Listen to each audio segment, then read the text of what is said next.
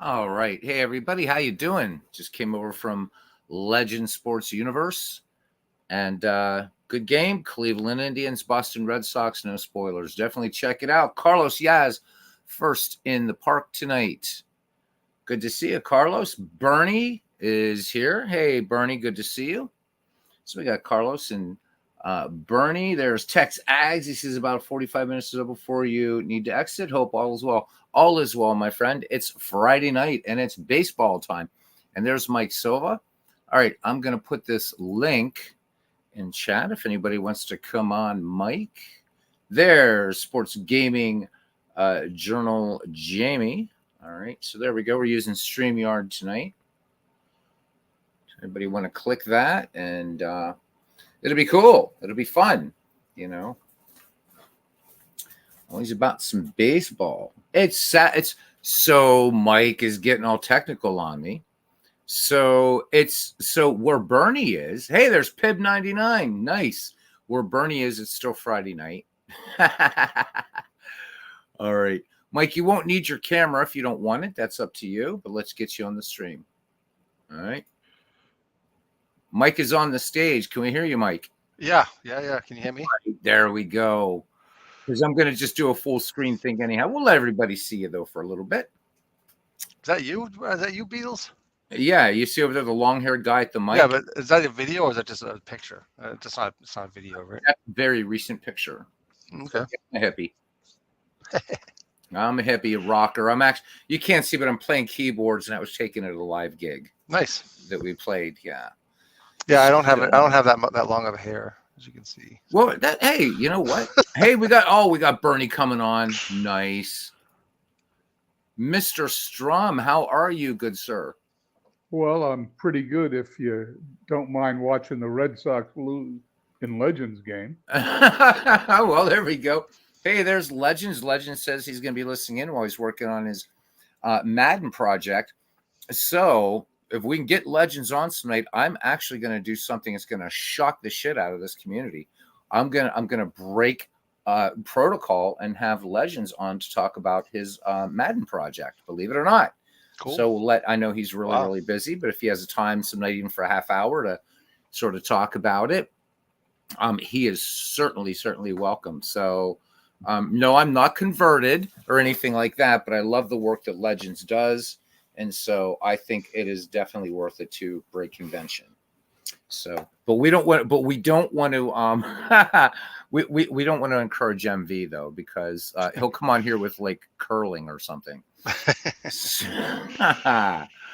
So before we get started on our chinwag, guys, so Action PC Baseball, rather an incremental update this year, but I think it's going to be fun.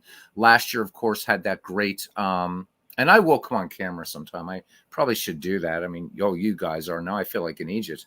Anyhow, so last year, of course, having that batter pitcher analysis tool, which is amazing.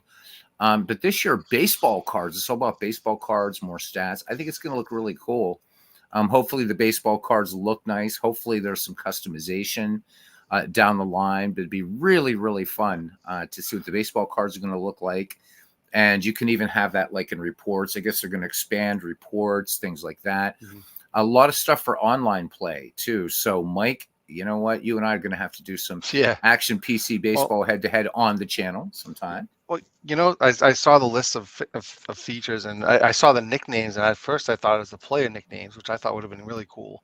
But then it turns out I think it's just team nicknames. So that's kind of okay. You know, certain teams had nicknames. It's not a lot more. It would have been cool if you had more play, because the player nicknames would be cool. That would give you more of a, you know, a talking point. You know, when it comes up in the play-by-play. Oh yeah, here comes old Haas or whoever. You know what I mean?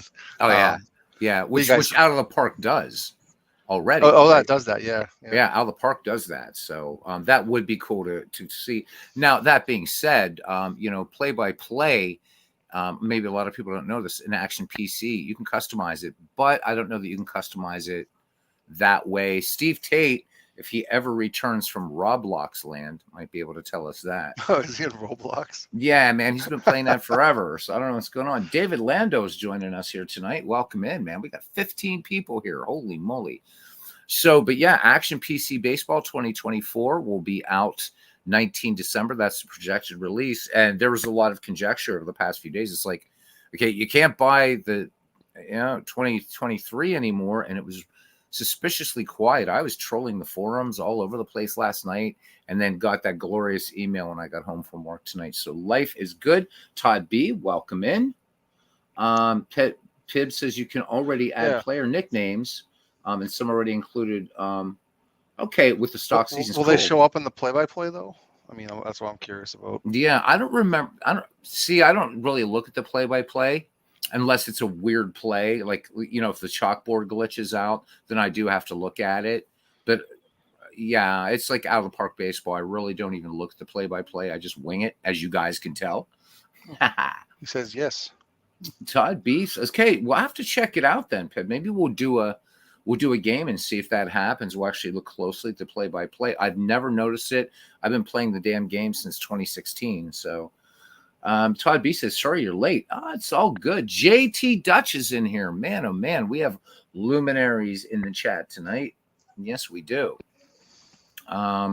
So they'll come up if you play a lot of games. All right. I'm trying to remember in the McGreevy League because we played a lot of games in McGreevy. But speaking of which, I wish cousin Ken Castro is all right. So I see we have Bernie here. Like, sorry, Beals. Oh no, go ahead. Hey Bernie, I think your new nickname is going to be called the Shit Stirrer. And listen, I thought it was a pretty simple comment. Yeah. No, it was definitely benign. It really wasn't meant to. It really wasn't meant to have any controversy, but there were a couple of people that I must have pushed their buttons. Yeah. Well, you know what? I've got to give kudos to Legends. I'm glad he jumped in on that and did what he did. And it really, at the end of the day, and Legends, right? So, well, hey, World's Worst Gamer, it got out of hand, man. It was, I know you and I are going to disagree. It is what it is. Kurt Berglund's response was bullshit. Just straight out. And that's where it ends. Mm-hmm. That that's, we just end it. All right. Yeah. Sorry, I didn't bring it up. I just thought. Oh, no, just Mike. Make a joke. Oh, no, Mike. I'm not giving you any crap. But everybody's entitled to their own opinion. Precisely. And it's what I posted was my opinion. Now, my opinion doesn't carry any less or more weight than anyone else's. Yeah. My thing was just reading that, Bernie, that is I've gotten to know you, and maybe just, it could be, and I'm not trying to excuse, because I think that was a patronizing comment. But I know you well enough that you're not going to just put something up there just to quote Mike here, to stir up shit. You're not going to do that. And I just thought that could have been handled better. And then it got out of hand. And Legends actually apologized, because I had jumped in and said, hey, guys, but you know what? I wasn't angry at Legends. I was angry at the original situation and what had happened. And at the end of the day, guys, to what, Legends and I had a little chat. What are we doing here, man? We're playing. We're living out vicariously these dreams of being broadcasters and managers and whatever. But these are games at the end of the day, And I am going to get semi-political here for a second. There are people dying in Israel, right? And in the both sides. Israelis, the innocents, they're in the Gaza Strip. There are people dying in Ukraine at the end of the day. And we're going to get into a shitstorm about these digital baseball games, man. I mean, it's not worth it. It's just not worth it. That's all I got to say. There's no rights, no wrongs. It's just crazy. I'm sorry, Bernie. My original point was very simple. Mm-hmm. If you don't like a game, you feel free to go on and say, I don't like the game, but move on to the next one. Uh-huh. You don't have to beat up the developer or the game company. Most of the criticism is about the two biggest game companies that are out there, Appa and Stratomatic. Oh yeah. They get 95% of the criticism online.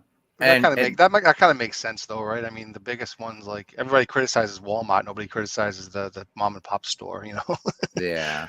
But I mean, look at the bonehead shit that Stratton and Appa's been doing. Yeah, I feel like they invite that. I mean, at least but of course it's everybody's opinion. Some people don't. Some people, a lot of people that love it and have that goes way back when to their childhood, they overlook a lot of that and they don't. So yeah, but yeah. I mean, you know, I mean, yeah, it's just insane, you know, and I mean, but at the end of the day, I mean, I think if you're going to answer, and I've had some comments, like, you know, if you're a content creator, Mike, you'll find this out the more you do this on YouTube. You're going to get some comments that are going to be held for review, and there's some that I haven't reviewed or released for review. I'm about free speech. When it becomes condescension or it becomes mean, no, I mean, screw it. You know what? Go somewhere else, and I agree. Yeah, it's just bullshit. It's bullshit. I like everybody. There's no reason to go after anyone. No, there isn't. Personally, period. I mean, I'll be honest. Like I just joined the community relatively recently. You know, I was kind of bummed when I saw all this stuff. You know, just because, you know, I mean, everybody's been really like a family kind of, you know, and you know, it's just kind of, you know, obviously like Kurt Berglund, like he's pretty prominent in the community, in the, you know, in the community for what he does and for his streams and stuff. And I think he's pretty funny. But yeah, but you know, obviously that comment rubbed a lot of people wrong, you know, the wrong way, and as well as myself. But it was just kind of a bummer. Like, you don't want to see everybody fighting over this kind of stuff. You know what I mean? No, it's really counterproductive. We could have been streaming baseball games. We could have been talking much more productive stuff than that kind of stuff. But but you know, but sometimes I guess every once in a while you have to kind of have it out a little bit and just you do get it off your chest. You know what I mean? And I will agree with you. You know, I mean, you know, through Kurt Berglund, you know, I found some really, really fun games. I wouldn't have known about time travel baseball. You know, without him, you know, a few of the books that he's mentioned, one of them is Now Taking the Field. I did not know I knew about Rob Neyer's book. I have them both, but yeah, I mean, so, you know, I've watched some of Kurt's Appa videos and everything like that. And, you know, he's always looking for new, and I mean, so this is not a character assassination on him as a person. I don't know Kurt. Kurt probably has never been in his channel, never will be. I'm not a big player in this community. He is. Right. But the thing is that response to Bernie was like, could have been handled with a little bit more grace, I think. That's all. And instead, the wind blew, the shit flew, and nobody was standing at the end, it seemed. But I'm going to give Legend some props for coming back and answering that, man. You know, I think it's a good thing. Yeah. No, I'm not Scott Van Pelt, Todd. So hopefully we can get Legends on here at some point. And again, it's going to shock people, but you know, maybe we get Chris Slovic here as well. Because here's the thing, even though I'm not a football fan or any of those other things, you know, I am part of this community, and I don't want to, you know, like be a dick and say, well, sorry, you can't, you know, I don't want you on here unless you're talking about baseball. No, I mean, this is, you know, Legends has put a lot of work into the Franchise Stars Baseball League. And, you know, I think that it's just going to be really cool for the community. Most of you guys know what he's doing anyhow, but love to have him on here. It's not about building the channel. I don't care about that.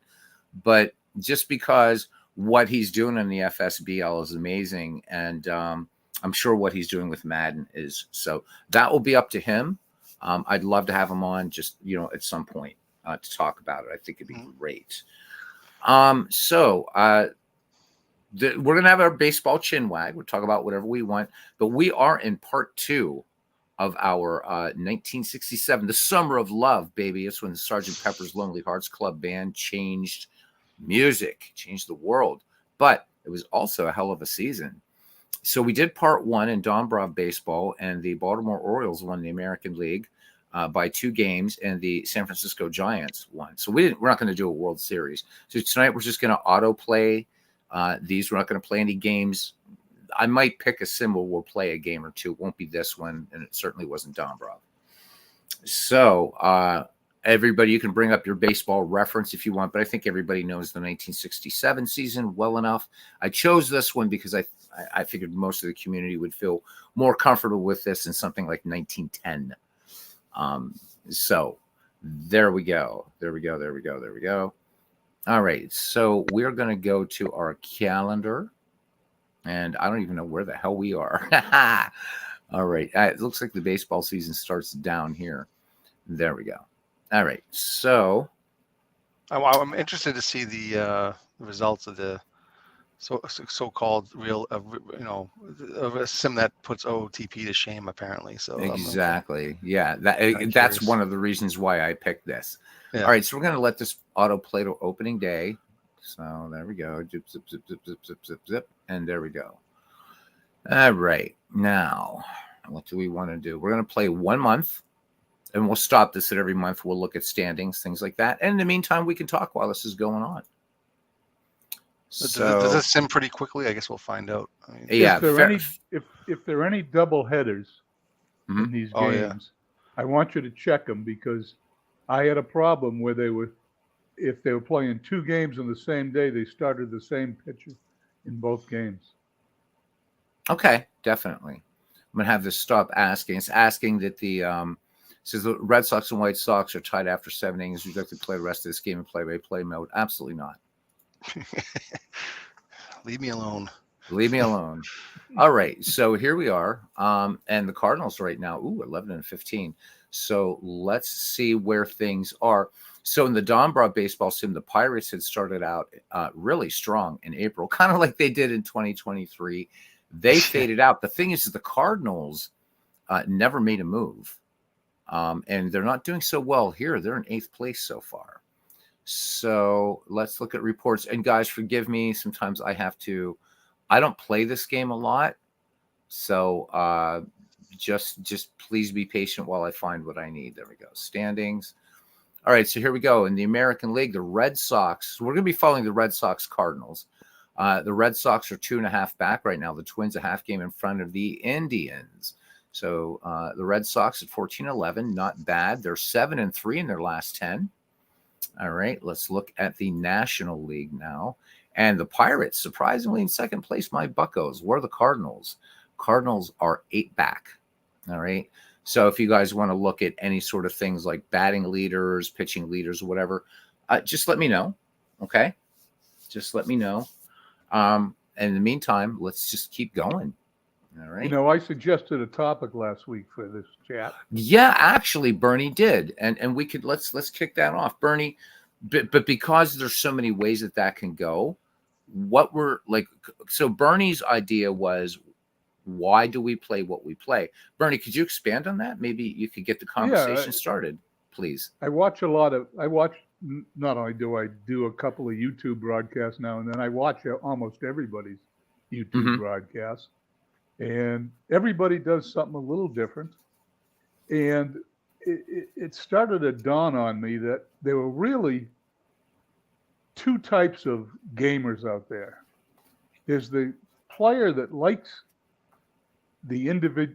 to play the games. They pick the games they play because they love those games, whether it be cards or dice or a PC game. And it really doesn't matter to them who the teams are that are playing. They want to play the game, and they enjoy playing the game. Some people teach the game as they're playing, and some people just play the game. And some people get on and just have a good time. Like Al, Red Sox fan, if he's not an expert of the game, he doesn't care. He's going to play it his way. And then there's guys like me that I own a lot of games, but I only bought them to find out which ones I really liked. And in baseball, I sort of settled on 3 games: Out of the Park Baseball, Action PC, and PC Replay. Okay. And the reason I play those games is because those games are easy to play. They're not complicated. All 3 of them stream really well, and they're graphically pleasing. They compile the statistics, and I'm really only interested in replaying the seasons to change history in some manner or fashion where I didn't like what happened in real life and I want something else to happen. So unless I'm playing the Boston Red Sox, or the New England Patriots or the Boston Celtics or the Boston Bruins, I'm not really interested in playing the game. And that's not true of a lot of people. They love to play the different games and love to play the different teams. And that's sort of where I am on that. And the reason I play one last thing, and then I'll let someone else talk, obviously. I do season replays because one-off games and even short series, I don't think these games are meant for those things, except maybe in football. When you take a look at the statistics and the way they rate the players, it's on their season that they had. I think if you want to get to the 1967 World Series with the Boston Red Sox, you can't just replay the World Series. You need to start in April and see if they can earn their way into the World Series. And that's sort of how I look at it. And I don't know about you, but I've seen people try to play famous one-off games, but you can't ever repeat those one-off games. In order to get those Roger Clemens 20 strikeout games or no hitters, you have to play a whole season because you never know when those games are going to pop up. Right. I would only counter with this, Bernie, and I agree with you. That's why I play the season. Oh, no, I mean, I would agree with you. I think, I've thought about doing those, like, the Bobby Thompson shot heard around the world. Not so much, and again, I am in complete agreement with you that that's going to happen, that Bobby Thompson's going to hit that. He's going to hit that home run and knock the Brooklyn Dodgers out. But rather, as the game's playing out, however it works, we can talk about that game and about that season. But yeah, I think you're right. But and even in a season replay, right? In 1941, okay, now statistically, I mean, the way baseball sims are set up, you're going to have a much better chance of Ted Williams hitting around 406. You may not have DiMaggio with a 56-game hitting streak, right? Because these, I mean, there that I know of, there's, even if there is a streak rating, but I agree that to replay it, it's like, oh yeah, hopefully we're going to see the Rocket do 20 strikeouts, or we're going to see Bobby Thompson hit that big shot at the end of the 1951 season. No, I mean, you'd have to play the game like 10,000 times. So I do agree with you on that. But you brought up an interesting point, and since everybody else here are football fans, you kind of singled out football as good for like sort of one-off. Could we not expanding on that a bit, Bernie? Well, yeah, it's real simple. Baseball's got 162 games or 154 games in a season. And the player ratings are based on that large number. Well, football, they played 12, 14, 16, now 17 or 18 games. That's a pretty small number. You got a better chance of duplicating a famous football game with that small sample size than you do with a baseball team and the baseball ratings. So I don't mind doing one-offs with football games like Super Bowls and things like that. I think you can come close to what happens. Of course, you're not going to have the strange play like Franco Harris's miracle catch, or Montana's throwing that touchdown to, I forget the name of the guy in the back, Dwight Clark in the end zone. And you're not, in a college game, you're not going to have Doug Flutie throw that pass with no time left. But you're going to have other similar type plays in games like that. And in fact, I had one recently when I was playing a football game where Brady threw an 80-yard touchdown pass on the last play of the game to win the game by 1 point. You can do that in football, but I don't think it works in baseball or basketball or hockey for that matter. The seasons are too long. Okay, that seems to make sense. She just says, "Oh yes, the illegal immaculate reception." So open it up to everybody else. I mean, what games do you play? Why? I mean, I think it's a great topic because we are not just in baseball sims, but name the sport. I mean, geez, even MV's beloved cricket. There's a ton of cricket games out there. So pick your. I mean, so Mike, I know your favorite sport's hockey. What Yeah, I mean, what? So talk about the hockey games you played, why you chose them, if Well, you would please. yeah, I mean, I don't really. I think I've talked about this before. I mean, just let me just respond to the way I play is a little different from how Bernie does. Cool. From a high level, I just wanted to say like I'm playing the 86 season. I'm playing every team because I want to learn. I know a lot of the players, but I don't really know them. And I kind of want to learn how each team's lineups, how the manager kind of ran the lineups, and you kind of learn how the players were used, and you kind of really learn how to. The way I'm doing it, I'm really learning how the players and the games went, which I love. I mean, and I also want to see. It's not so much the statistics being like exactly the same, but I'm curious to see how the sim engines work, Mm-hmm. and also you want to have fun, right? You want to play with the games that are fun, and then also I want to see how differently the year will turn out, right, compared to how it actually happened, right? I mean, Mm-hmm. I'm already seeing that with the Red Sox near in last place, and probably no hope of making the playoffs at this point. So, but it doesn't bother me. Like Bernie, that would bother Bernie because he's trying to win the World Series with the Red Sox, right? But to me, I'm just having fun. Just having, I play every game and I have fun with every game, just to see how it goes out, how it turns out. And you're looking, I'm always hoping for some kind of like, no hitter or, some outlier game just to have a memorable thing, but it doesn't have to replay. I don't have to replay any specific moment of a game. So I just wanted to, that's kind of why I play the baseball, like why I'm doing what I'm doing. Mm-hmm. As far as hockey goes, I think I mentioned this.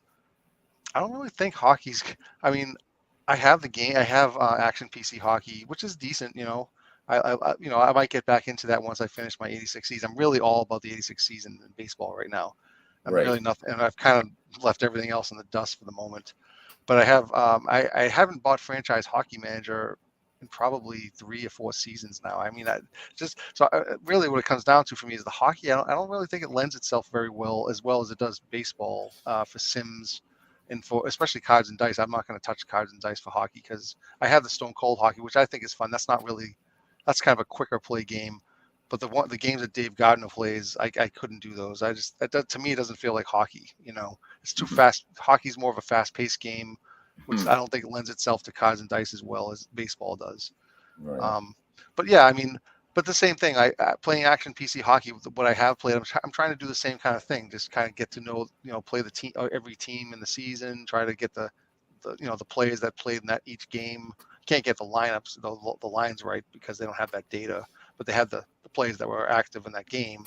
Try to do those, just try to just see again. Like I just like to see the sim run, see how what the results are, and it doesn't really matter what the results are as far as what team wins to me. It just kind of fun, just replaying and kind of really getting to understand more about the players and the teams. So that's about it. Okay.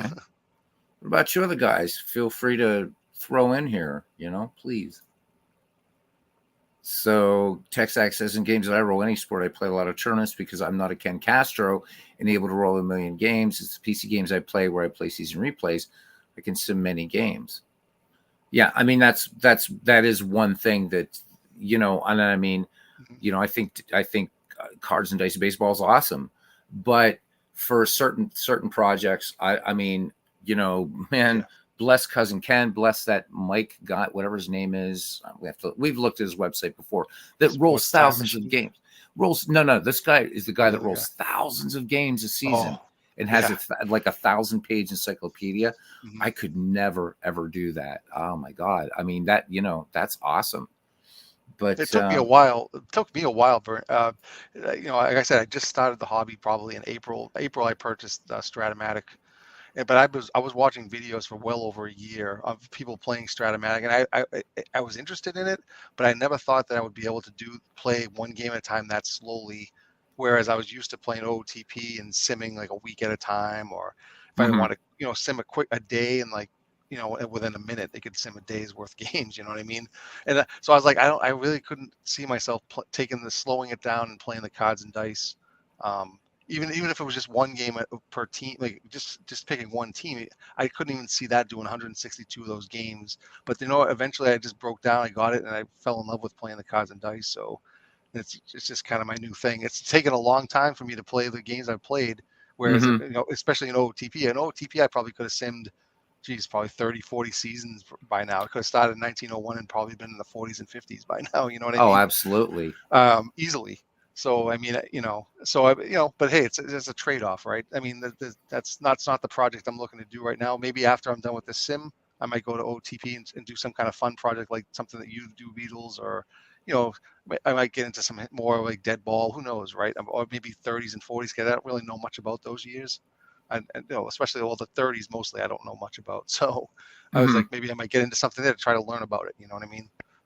Use that as a tool to learn about the era, And that's what I love about both, whether your cards and dice approach or the digital approach is, I will always maintain it's a great adjunct to learning whatever sport it is. I think that, I've gotten to know players, strangely enough, watching these, zeros and ones, if you will. It kind of comes alive for me, and to see them do the things they do. I mean, you watch. I'll just bring in, Legends here for a second, right? That Franchise Stars Baseball League is amazing, because you're seeing players there again. Like, okay, I mean, I know about Joe Harris, I know about Jimmy Collins, right? I mean, Jimmy Collins was a great player. Harry Hooper, but a lot of people may not know those guys. And to see them playing alongside, Manny Ramirez, or on the same field as Manny Ramirez and Corey Kluber and what have you, I like that approach. And again, I'm learning about. I mean, there's none of us here. None of us, even our encyclopedias, Ken Castro and Clinton Parks, are going to know every single player. It's just not going to happen. And depending upon your team, too. I mean, I can't tell you that I know a lot about Don Mincher. I'm looking at his name here. For instance, I know he played, for the Twins and stuff at one point in his career, and I know he had a bit of power. I know about Killebrew. Who doesn't know about Harmon Killebrew, right? But some of these guys, like Don Wirt, surprising right now, the 289 average, I don't think that's going to last on that 68 Tigers team. Felipe, so if you guys are into football, as you call it in Europe, check out Felipe Lima de Melo's channel. He does some good stuff on there. And I'm just highlighting his comment, but he talks about Baseball Mogul looks worth enough to play past seasons, like out of the park. So, my friend, it has every baseball season from 1901 to 2022, and I think I think 2023 might be in here. I haven't looked. So what it has in common is it has all the seasons. And up until this year, I have bought everything because I thought, okay, why not support Clay Dressloff? But he's got a hard on about out of the park baseball, and that's an understatement, Felipe. Out of the park baseball is magnitudes better. Now, granted, this is one developer, but you know what? Out of the park started out as one developer too. And the thing is that this game really, it hasn't, like you look at out of the park baseball and you can see clear progressions, not only graphically, but in the engine itself. And they're constantly trying to improve it. I could bring up Baseball Mogul 2017 and you're basically going to see the same thing. So that's, I mean, I would say if you want to pick it up, it's usually you can get it on the cheap. He used to do a thing where you could buy, it was called the single season, or you could get the single season version. It was called for free, where you could only play one season at a time. You couldn't play like Dynasty stuff. I don't think Clay offers that anymore. To his credit, he does have a great cards and dice baseball game, season ticket baseball. But again, it's your dollars. What you want to do with that or not. It does have every season. One thing I will say right now, though, Bernie, I'm sure you've noticed this, Yaz leading in batting average and home runs. We weren't seeing that in Dombrov baseball. So we're seeing a little measure of accuracy here that we weren't seeing in Dombrov so far. I've played this game quite a bit, and although it is not one of my top 3 games, I believe it to be fairly statistically accurate. It has flaws in it that makes replaying the seasons not as accurate as the other games. But individually, I think statistically, he's got it down pretty good. The players seem to play to what their numbers were most of the time when I've played the season. Yeah, and historically speaking, by the way, Vic Davalillo, number 7 on the list, just died this week. Oh, may his memory be eternal. Sorry to hear that. And of course, I know Frank Howard died this year. Yeah, Hondo. Yeah. When you look at 1967, it's a sad list going. How many people are no longer alive on this on this leaders board? Absolutely. Well, Killebrew's not with us anymore, and yeah, you're right. I mean, you go up and down this list. I didn't know about is. He's still there. Who is? Oh yeah. Oh yeah, of course. But I didn't know about Vic Davalillo. Wow. So yeah, I do kind of, I have more of a problem with the developer of this game, because it's like, look, come on, man, just, you know what, concentrate now on your board game, and you know what, quit releasing the same product. This is the same thing. Action PC every year. There are improvements. So the improvement this year, and as we go on with our chin wag, I have the 1986 World Series. I'm going to turn off the sound in this game because it's super loud. And while we're talking, we'll let this be our Diamond Mine baseball for the night during our chin wag. Pip 99 says, "Oh, go ahead, Bernie, please." He doesn't charge that much for this game. I think you can get it for like $25 when it comes out or something. Oh yeah, it's about the price of the new season that's added on. So, you know, how much different would this be than Stratomatic PC Baseball? Hasn't changed their game in 25 years. Oh God, please. Let's not go there again. Oh God, you guys don't want another Beatles rant about that. Just send them the ID Jester rant. That's all you need to do. Even your favorite Windows for baseball for Windows hasn't changed. Oh yeah. So and that again, yeah, John. Well, they've all given up on that, haven't they? I mean, do they even put out seasons for that anymore? No, they still do. Oh, they do? You can still get seasons, everything like that, but again, I'm saying, can you get the more recent seasons? Or yes. Absolutely. Okay. I didn't know that. Yep. But the thing is, you know, John Hurston had talked about he was going to make everything a digital download, but what he really wants to do, and that was very obvious in the Digital to Dice podcast with Dave Gardner and Ron Juckett, is he wants to make APA Go the kind of nerve center, if you will, of APA baseball. But the thing is it's really Strat Baseball Max. But at least you do get to play APA, the basic version. But so for $22 a month, you can get every season of baseball history, and you get to play in Great American Ballpark. That's really all you get to do, I guess. And you know, you guys brought up earlier about the two biggest companies catching the most flack. Well, yeah, they're the most visible. They're kind of the pioneers. Yeah, we can go back further to, you know, some games that came before them. But really, I think that I think, you know, when people think of cards and dice baseball, they're not yet thinking of things like Pocket Pennant Run or Payoff Pitch. They're APA and Strat are the two, right? Yep. Really, the big ones, and they're not leading the way. And do I think this is a bad game? Back to Sports Mogul, no.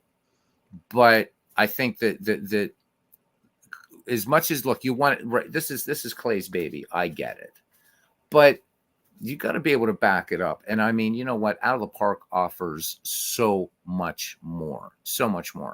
It truly is an infinite baseball sandbox, to borrow their sales, whatever. Right there, it is. I can't think of anything except for the All-American Girls Professional Baseball League. I can't think of anything that I cannot do in out-of-the-park baseball. And that really goes the same for Action PC baseball at the major league level.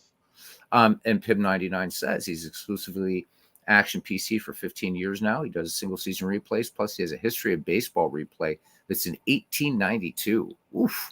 So Action PC goes back to 1880. So you've been working hard, Pib. Aaron Reed is in here. Welcome in, Aaron. Good. So World's Worst Gamer, and you know, respectfully, it's cool. He says this game is bad. I've seen first place teams up in last. I had to stop playing in at 44 because of it. Saw way too much variation in stats. Our Red Sox fan talks about that too. He's shown this game on his channel. It's, but again, my thing for not buying this anymore now is because of Clay. Absolutely. Yeah. I was just going to say that same thing. Yeah, it's sad that it's sad because but I'm a little biased. I mean, he doesn't have to insert himself into those Facebook posts like pumping up his game while really not disclosing that he's the founder and creator of it.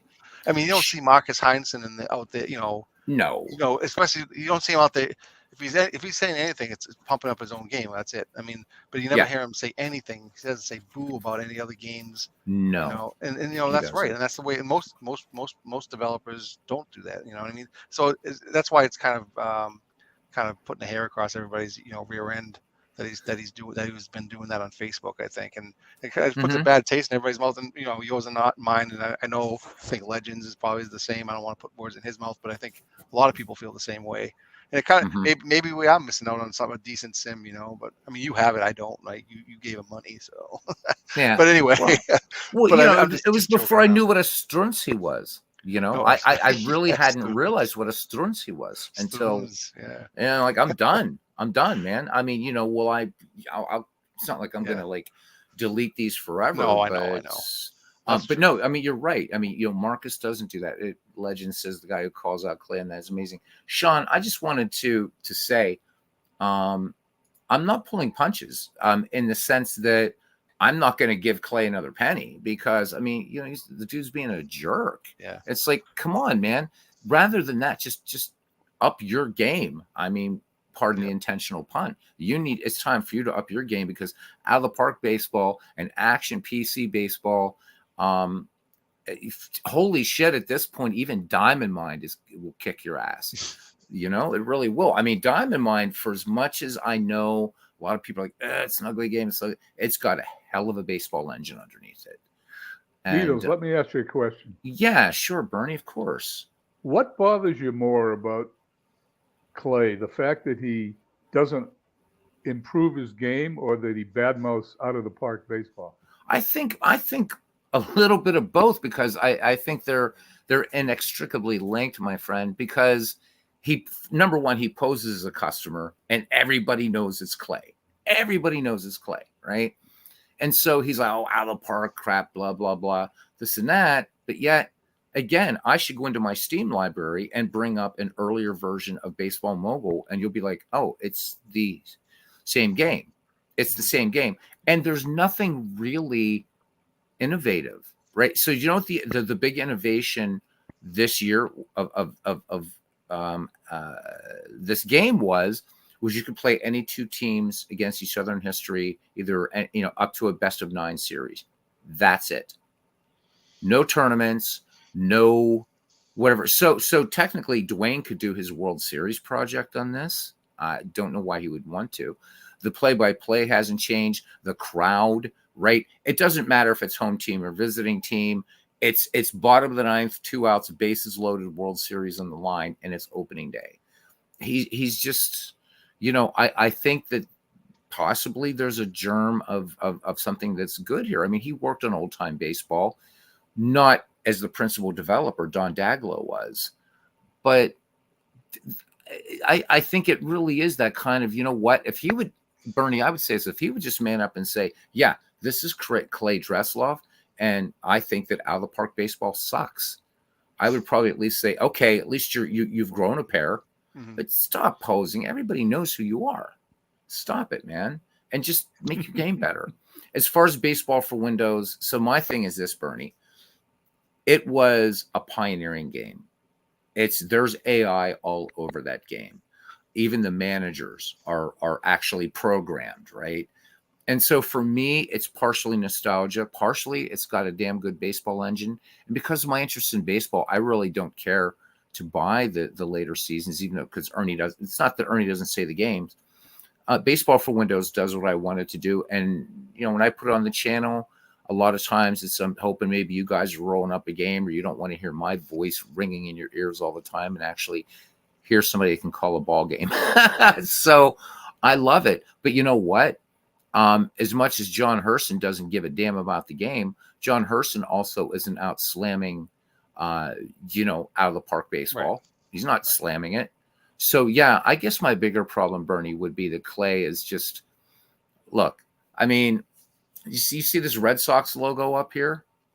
If Major League Baseball actually paid attention, he could get the shit sued out of him for this. So he doesn't have a license, right? I mean, he does not. That actually came with the game?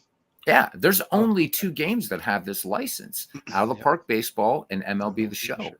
So, I mean, I don't think baseball is going to really waste its time doing it, but there you go. They're in the game, Yeah. And that's, but whatever. I'm not a rat either. I'm not going to I can't stand Rob Manfred anyhow. I'm not going to hey, Rob, listen, you got to check out this developer. He's using trademarked, because these are trademarked. He didn't even put the TM in here, which you're supposed to. But these are trademarked, man. And that's way more serious law than copyright law. Trademark actually can carry criminal penalties. And they're starting now. And I'm not an attorney, but when I worked at Penn State and University of Michigan, I had to learn about copyright and trademark compliance and patent law to be able to do the job that I did there, or else millions of dollars I would have been liable for. So I had to really know those things. And he's just so breaking the law right here. But what are you going to do? What are you going to do, right? Where are we now? Down here. Let's. Clay just needs to do the one thing to make Baseball Mogul more accessible with the speech program I use. He probably won't do it though. I don't know that he'll do it, Aaron. Maybe he will, maybe he won't. It's a lot of that too has to do with, as you know, are these graphics or are these actual text, whatever. So I don't know as much about your software as you do. Check my Discord. I'll check my Discord right now. I will. Legends picking up the nicknames that I've gotten by a lot of other folk. Legends. All I have to do is just put the. I'm just going to put the link in the chat. You just click on it, and I add you to the stream. Oh, he's going to join. Yeah, man. We'll let him talk about some football for a while, or whatever he wants to talk about. Oh, is he going to do that tonight? I didn't know. I don't know. He just wants to come on for a little bit. So Legends just. Legends, just click on that, and then I'll see you. You don't have to have your camera on if you don't want.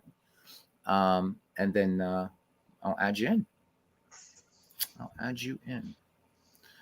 So we'll continue while we wait for. And we'll get you on too, Aaron. Let's do another month, and I hope it doesn't let me do a damn the draft, the amateur draft. Would I like to? Yes, make the computer. You can draft all the hell you want. I don't care. I really do not care. All right. So I don't even know what month we're in now.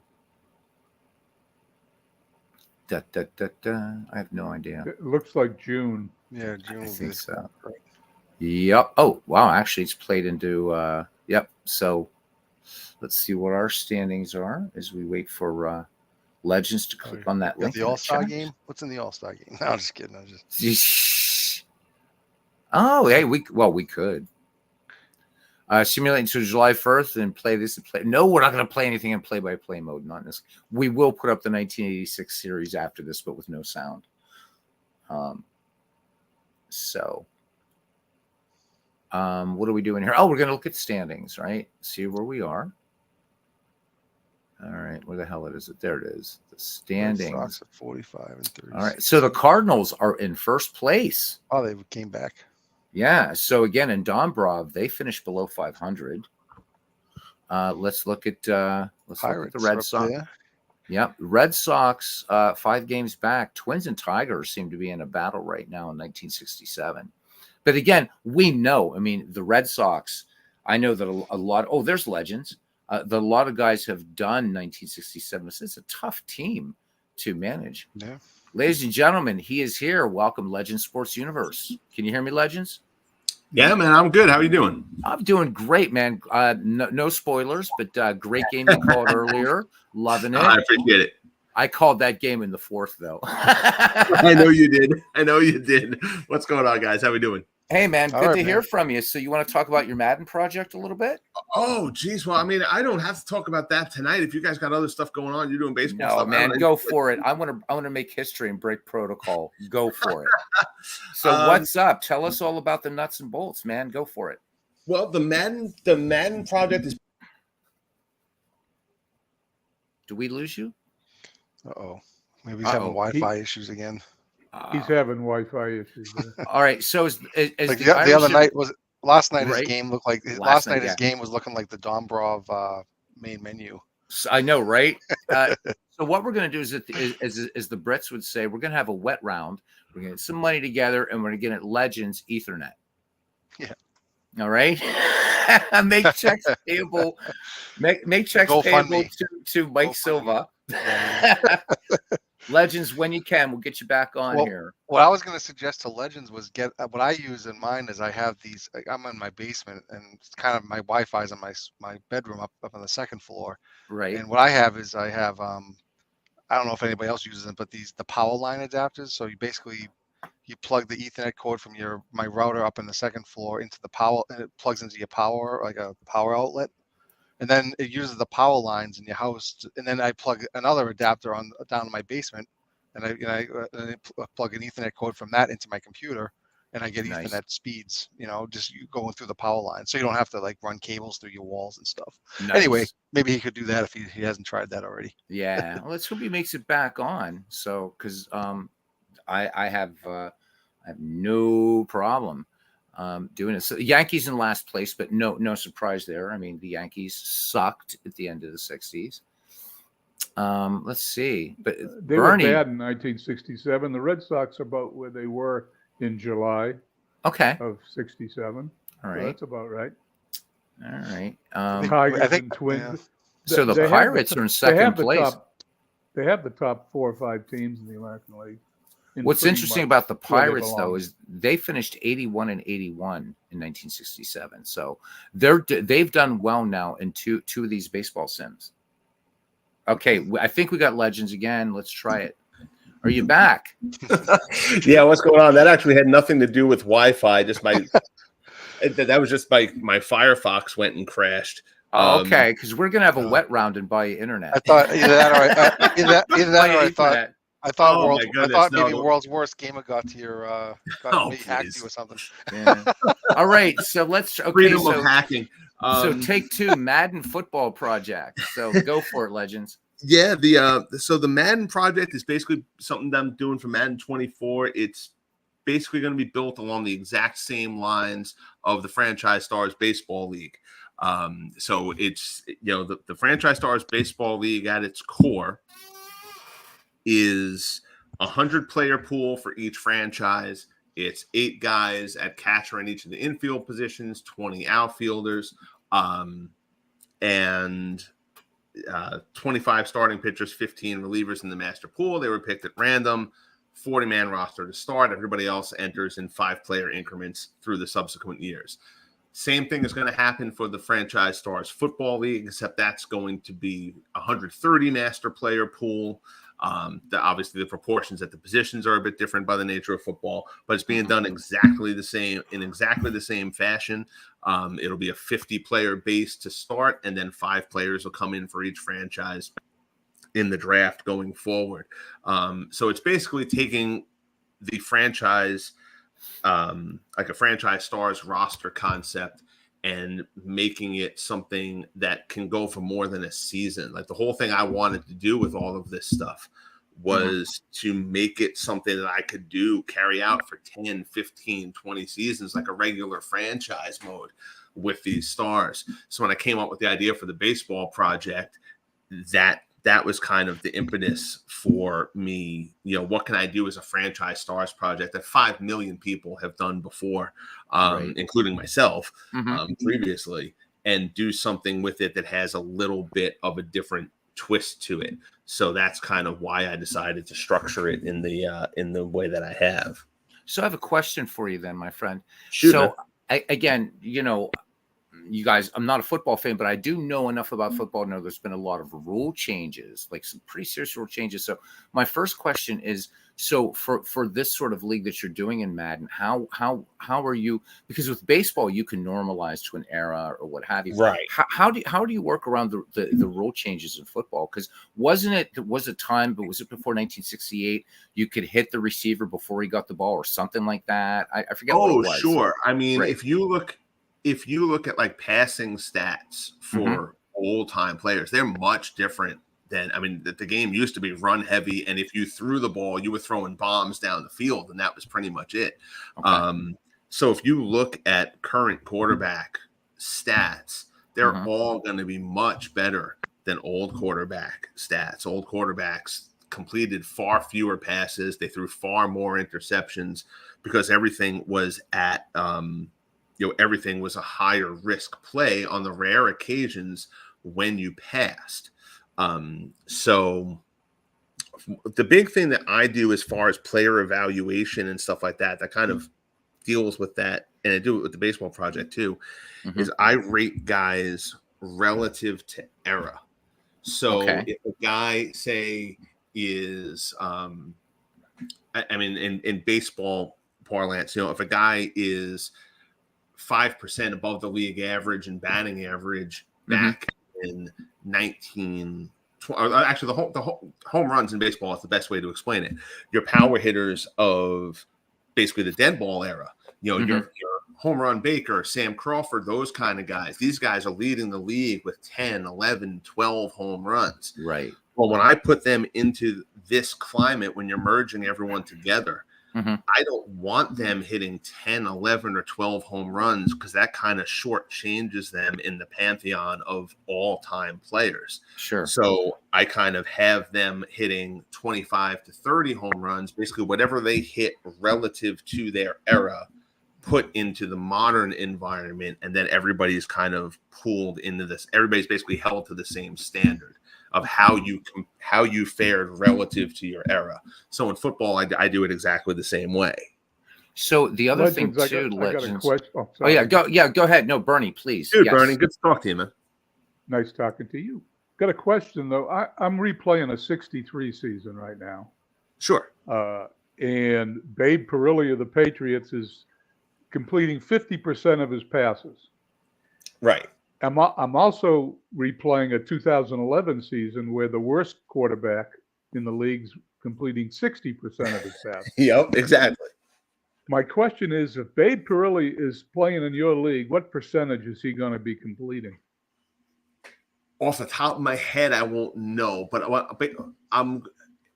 I have to see what the league was completing, like relative to him. But say if he's completing, so like who's the better quarterback? The guy who's completing 55% of his passes in an era when everybody's completing 50, or a guy who's completing 60% of his passes in the era when everybody's completing 65. The guy who's completing 55% in the era where everybody else is completing 50 is doing better because he's above average. The other guy is below average. So then you kind of pull them in. I want things to set up, and I had made a Facebook post to this effect. I want the league to function in like my favorite era of football, which was the late 80s to the early 90s. So at that time, your top guys your best QBs were completing probably 57 to 60, 61% of your passes. You had a lot of guys in the low 50s and stuff like that. You didn't have 70% completion percentages like you're getting now. So that's where I want to get everybody to. Your top guys should complete around 60. Your other guys should complete around 50 or a little bit less. So you're going to have the same problem with the wide receivers, I would think, right? Right. And wide receivers will be judged basically on yards, like yards per catch relative to their era again, because back then so many passes were downfield. So you would see old time guys, I say old time, like 60s, early 70s receivers were bringing in 20 plus yards per reception. That doesn't happen so much anymore. So again, you're rating a guy who caught 23 yards per catch in an era where guys were averaging 25. those aren't the correct figures, but just as an example, compared with a guy who's receiving 18 yards per reception in an era when everybody's receiving 15. Well, again, one guy's above average, one guy's below average. So that's the guy who's above average is going to be rated as a better player. The other issue, I think, is that the defensive backs today are outstanding athletes. In the 60s and 70s, the defensive backs were really not that talented. The wide receivers clobbered them. Yeah. So I just think that some of those receivers from the Lance Allworth, I'm not sure Lance Allworth or Bob Hayes would be as effective today as they were in the eras they played. I agree. I agree with that.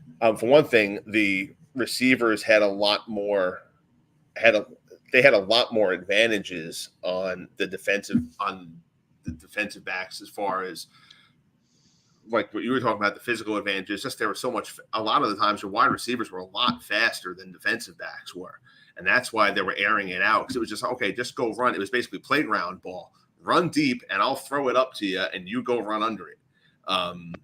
And that's not the way the game is played now. So I mean, Bob Hayes was always going to be fast, but you have a lot more guys playing today who can run at Bob Hayes speeds than what we're playing against Bob Hayes at that time. And some of them are even defensive backs. Right.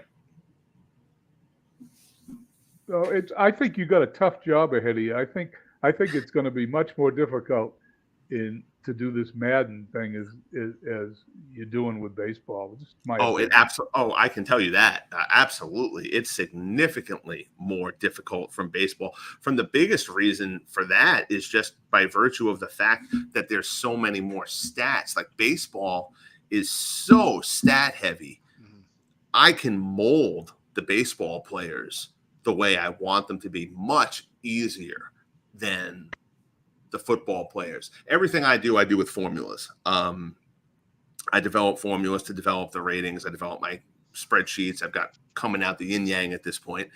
And, but the formulas for baseball were a lot easier to conceive than the formulas for football because there's so much more stats available for baseball, it was just easier to correlate baseball stats to formulas to ratings than to do it for football. So football requires to make a lot of different assumptions about players and their kind of team stats.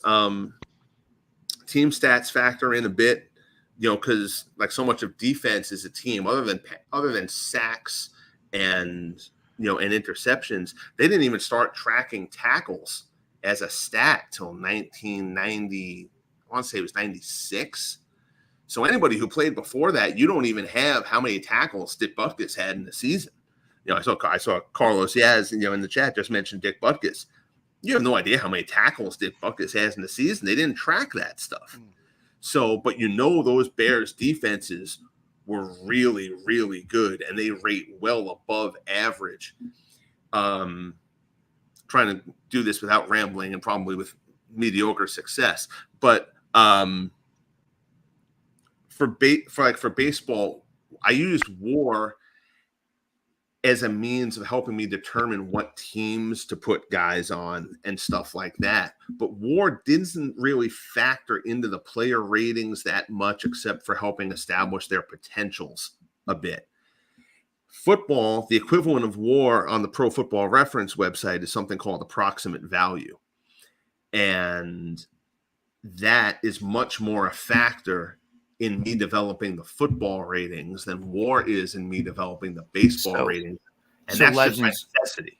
If you don't mind educating a person who doesn't know a lot about football, sure. Could you kind of expand on how that is similar and different to WAR? I'm interested because I have a couple other questions about this because I'm going to watch some of your games when you start doing it. No, I mean it's cool. I appreciate watched that. you do some basketball, man. It was impressive. Yeah, well, I mean, and the basketball. I admittedly, the basketball project, I did not do too much to. I didn't mess with. I thought they did a very good job with ratings in NBA and stuff like that. I tinkered a little bit, but I didn't do the overhaul with the basketball league that I do with the other sports. But I appreciate that. I miss doing that basketball league. I miss doing hockey. I miss announcing hockey. Hockey is so much fun.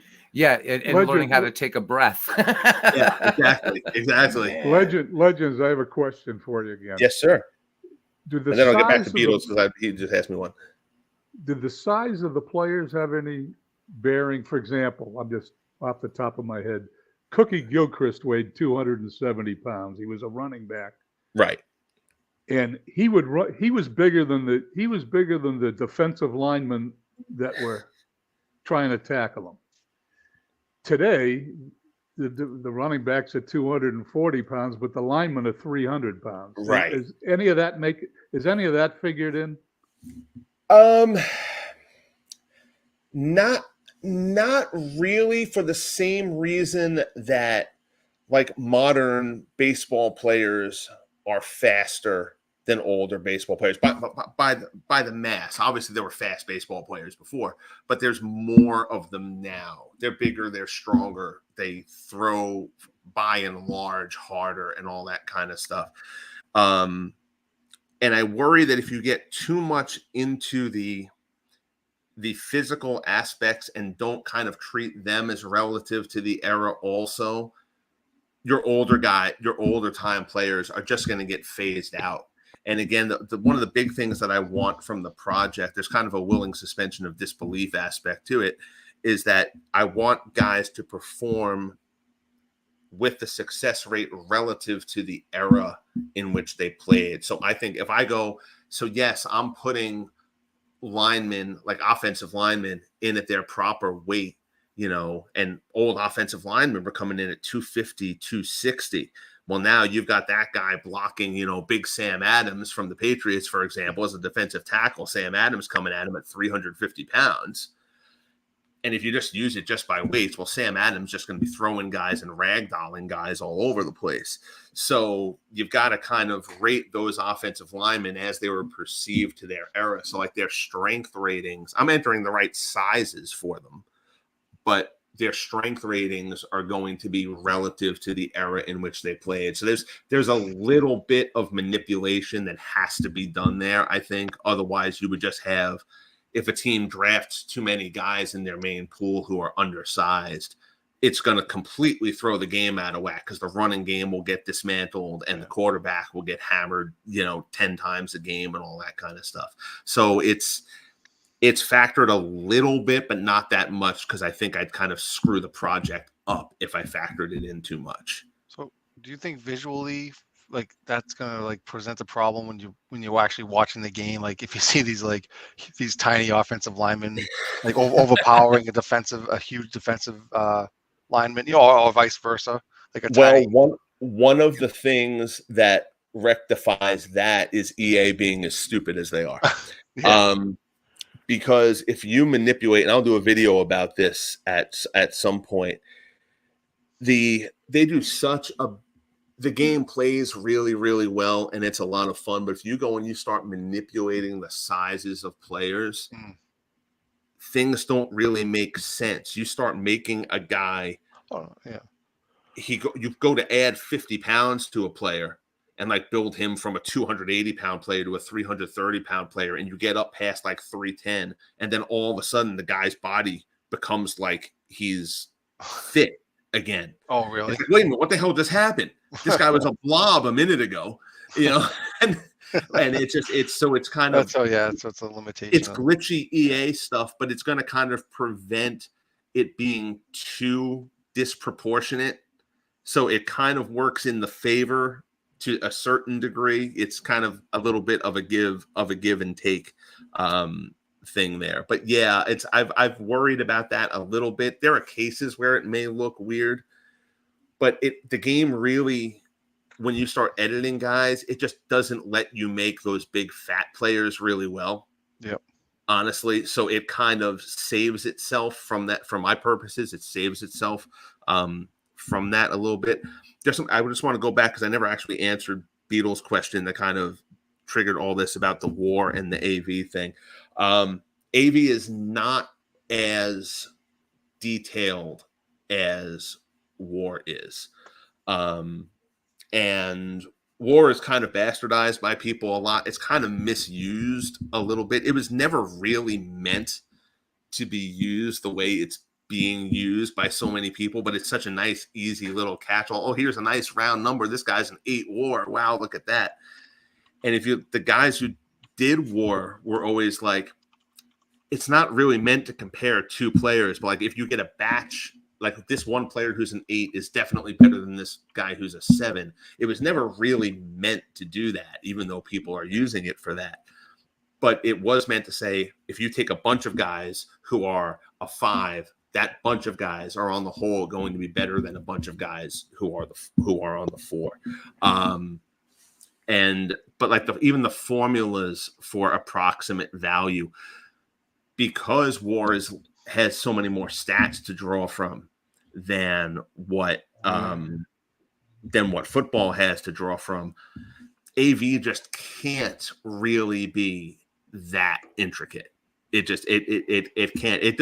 It's good for its purpose and it's good enough for me to utilize, but it's basically the best option that I have more than it's a great option. If that makes any kind of sense. So you'd mentioned earlier, it does make some sense. You'd mentioned earlier, and so again, yeah, no secret. Go back to the days, legends of the big fat baseball, total baseball and things like that. And I had related a story one time that my ex-father-in-law, I bought him a football encyclopedia, and of course I was not only baseball's many more seasons or whatever, but the size difference, right? They're just smaller out of necessity. But you had talked about that, I guess tackles weren't kept as a stat until you said around 1996. So for players prior to that, and maybe you answered this, but my baseball brain didn't get it. How were you going to rate like offensive or like defensive linemen, for instance, like playing tackle, guard, whatever? Listen to me using football terms. How are you? Thank you. Thank you. So how do you rate those? How are you going to rate those guys if you don't have so with baseball, you have stats to work on. So like you were talking about I'll bring up Gabby Kravitz, right? He was the dead ball home run king. So you have something to go on, or Frank Baker, or Sam Crawford. But what about these guys that played defensive line? I mean, how do you rate them as tackles prior to 1996 if those stats don't exist? Is it more? Yeah. You've got you have for defensive linemen, like you have honestly the hardest guys to rate. I mean, I want to know how you're going to rate Mean Joe Green. Right? Okay, well, somebody I haven't done Green's ratings, but basically for a lineman and basically anybody other than the skill position guys, it's the top 3 years of that approximate value, and then you'll take. And I actually plan on doing another video of this. I went over this a while ago. And tried to walk people through it. And I hadn't written a script for myself, so I probably just babbled my way through it, which I'll probably do again here, but I'll try to be better about it.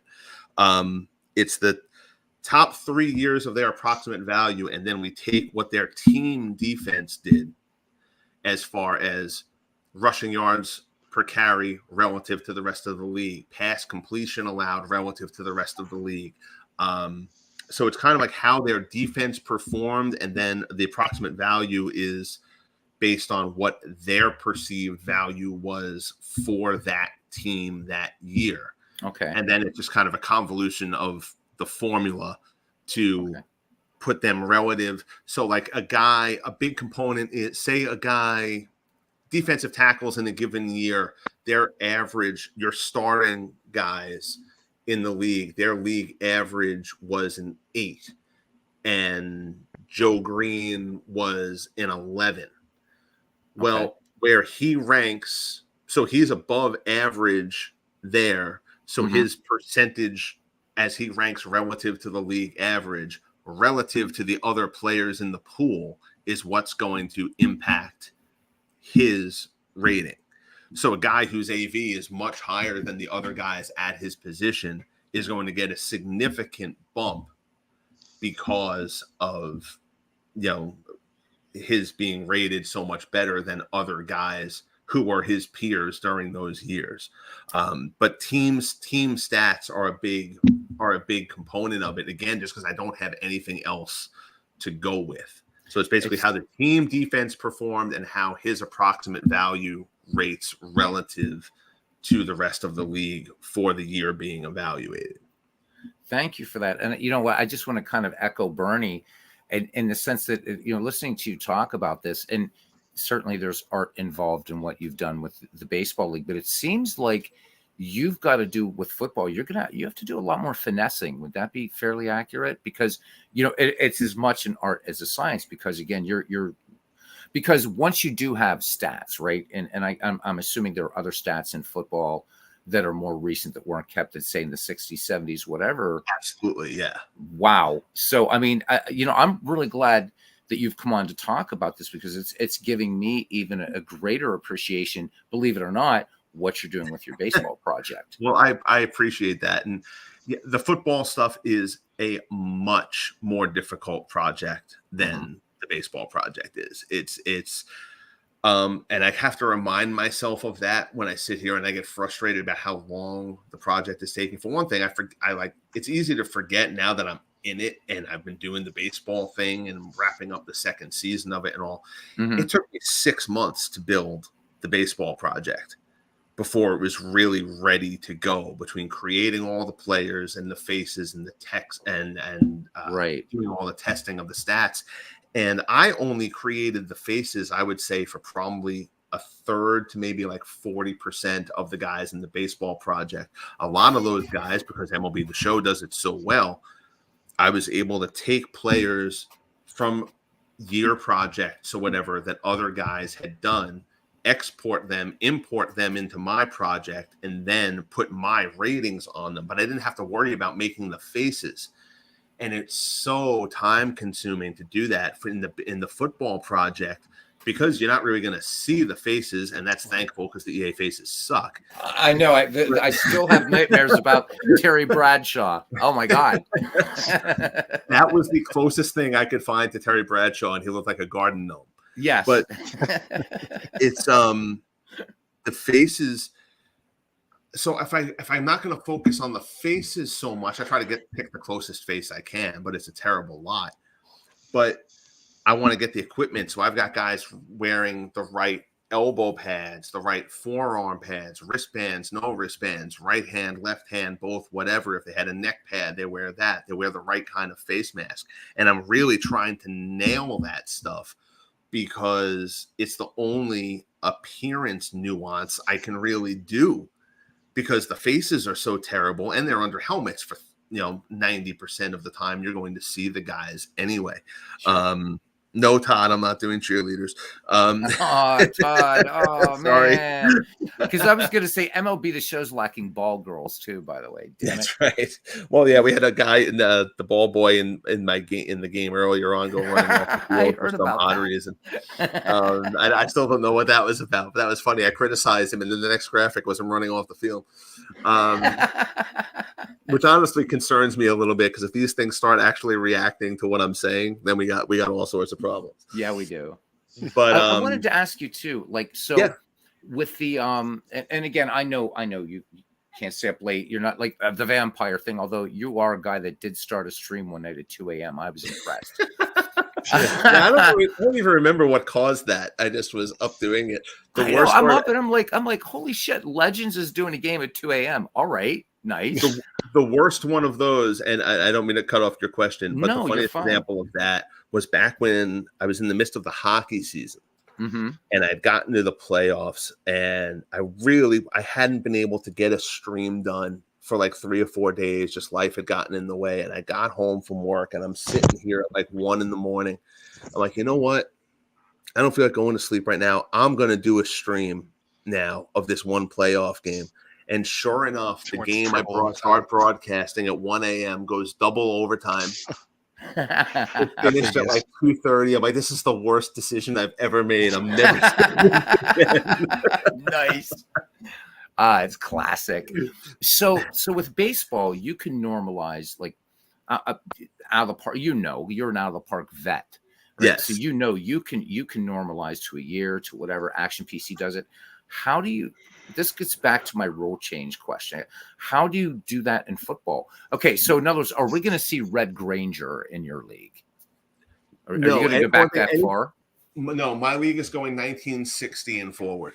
Okay, okay. Even though you've got bare stats, you've got a lot of stats that weren't in existence back in 1960. You've got even less of a thorough record book going back beyond that, and it just became a matter of I don't have the familiarity like.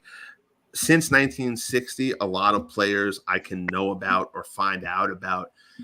Even if I feel like a player isn't rated well, I'll know enough about them where I can kind of nuance it. Mm-hmm. Uh-oh. It went quiet. Oh, boy. All right, guys, we got to do the wet round. We got to do the wet round. Or whatever. Must be Firefox. Back to baseball. There he is. You there? Oh, there we go. Yep. Okay. There we go. Whew. Must be Firefox again. I don't know what that was actually, because I know you guys seem to lose me, but I still had you, so I'm not sure what happened there. But now I kind of lost my train of thought. So we were talking about you're going from 1960 forward then, okay? Right, but yeah, before 1960, I just don't feel like my knowledge is good enough to make up for gaps in the stat record and stuff like that. So if I feel like I'm not going to do something justice, I'm just not going to do it. Makes sense. I mean, Beatles. Oh, sorry. Yeah, no, Mike. Go ahead. I'm fading. I got to. It's like 1:30 in the morning. I gotta get up somewhat early tomorrow, so I gotta drop off here. All right, so Mike. I'm fading fast here. So no, I get it. Hey, thanks for coming on, Mike. But it was great to hear from you, legends, and great to hear from you. Good to talk to you, Mike.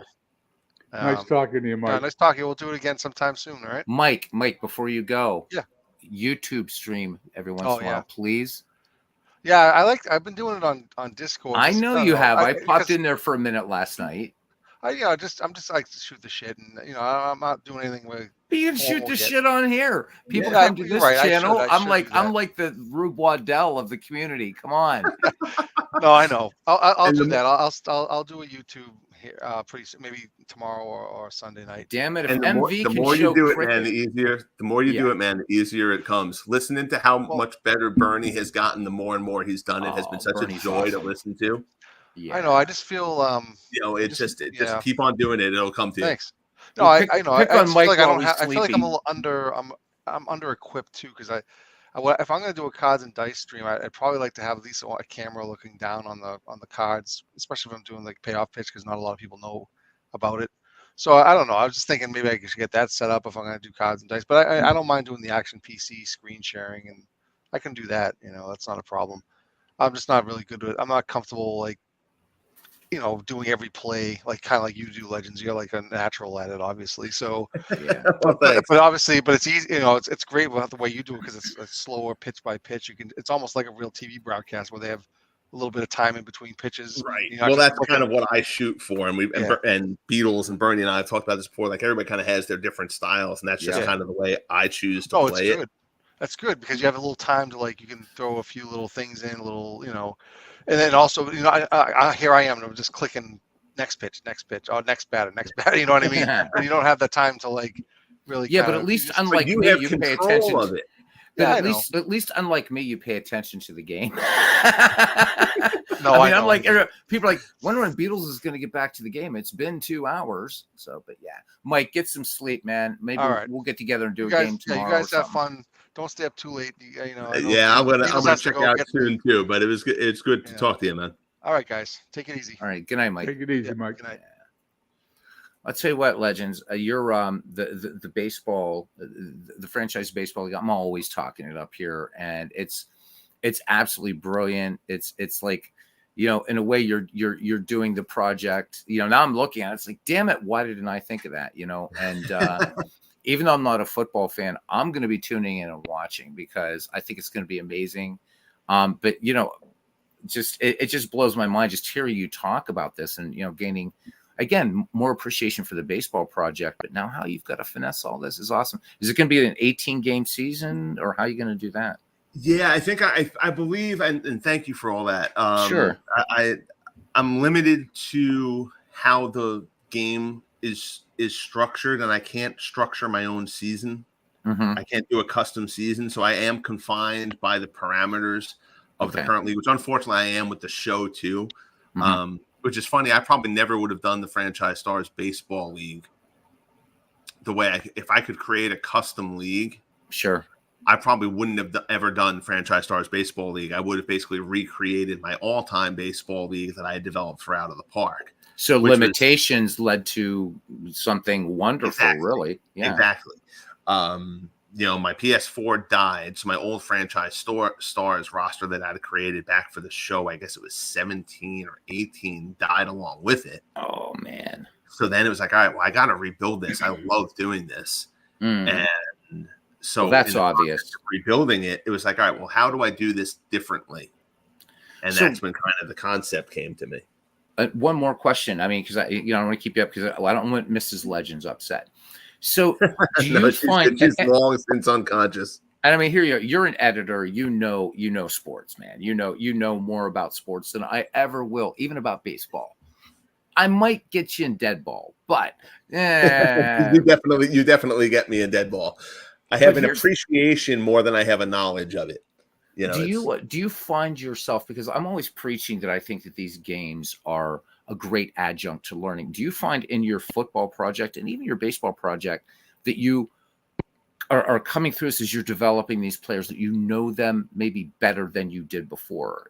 Absolutely. Yeah, absolutely. Yeah. That's one of the joys of doing it is finding the guys. And I say this all the time about people who do roster projects and stuff like that. Like anybody can rate the top players. Like you don't have to be a brain surgeon to give Babe Ruth 99s in power and contact. Like an average and all that kind of stuff. Like you don't have to.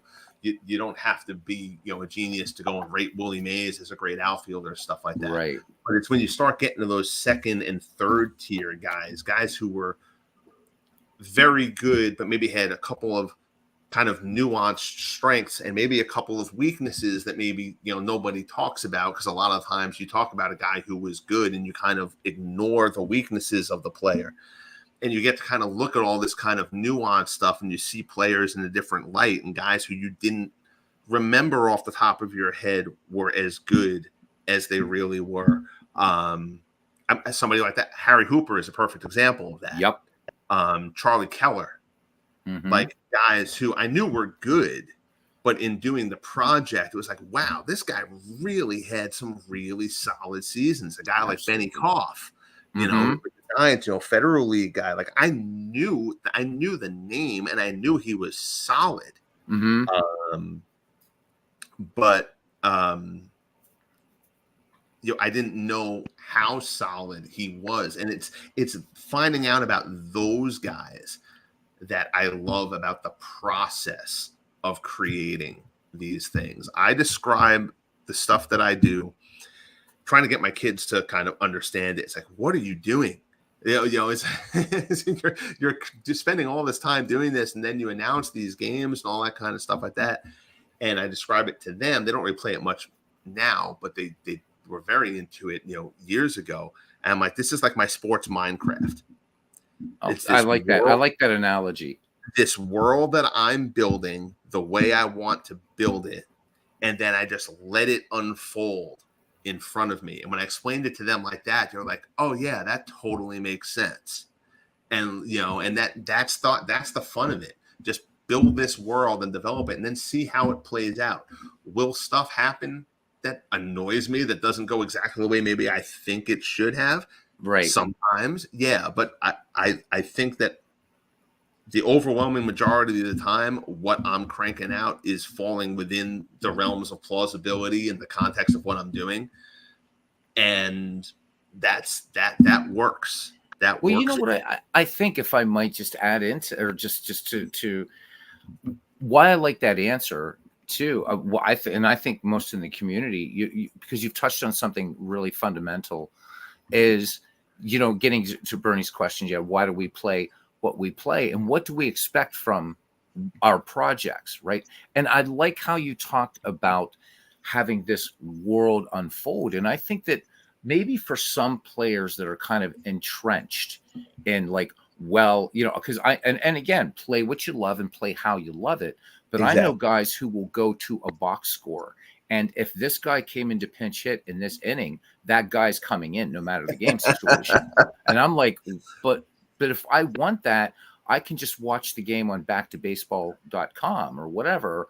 But I like the fact how you talk about, and Bernie's talked about this too, you're unfolding this is something, you're creating something that's as right, it's history, it's a story, and I love that. And that's the joy of doing it for me. Like, I play these games on my own, but I don't stream or post about what I play on my leisure when I'm just kind of kicking around. But like broadcasting these things, like seeing these things develop, watching that game 1 of the ALCS, not to give Mike and Bernie PTSD, but yes, it did. The Sox go up 10-0. I've never had a comeback like that in my life, and the Indians do it, and don't just do it in a game, but they do it in game 1 of the ALCS, and the Indians are the team that knocked the Red Sox out of the playoffs a year ago. And it's like all this story just kind of starts happening. I'm not writing it to happen; it just happens. And that's the stuff that I like. I don't do replays, and I know and just my take on replays is I know what happened. Right. So if I play a replay and it goes according to plan the way it should, what have I gotten out of it? Everything's played out exactly the way it did. And if I play a replay out and it deviates from the replay too much, well, then it's not a replay. So why was I doing it in the first place? So either way, just replays, just to me, and everybody has their own reasons, and I'm sure other people have their different logic for why they do them, and I get that and I respect that. But it just, for me, just replays don't click for what I'm looking for these things to be. So, that's kind of just why I do things in the structure that I do them. Nice. And that's why everyone does something differently. Now, it's funny you should say why you don't do replays, because that's the exact reason why I do replays. Nice. In 1967, the Red Sox came within 1 game of winning a World Series. If a couple of things went differently that season, they would have won the World Series. Right. So can you make those couple of things happen differently to get them there? Well, I'm not sure that I'm that much. Actually, I probably hurt them more than I helped them win games.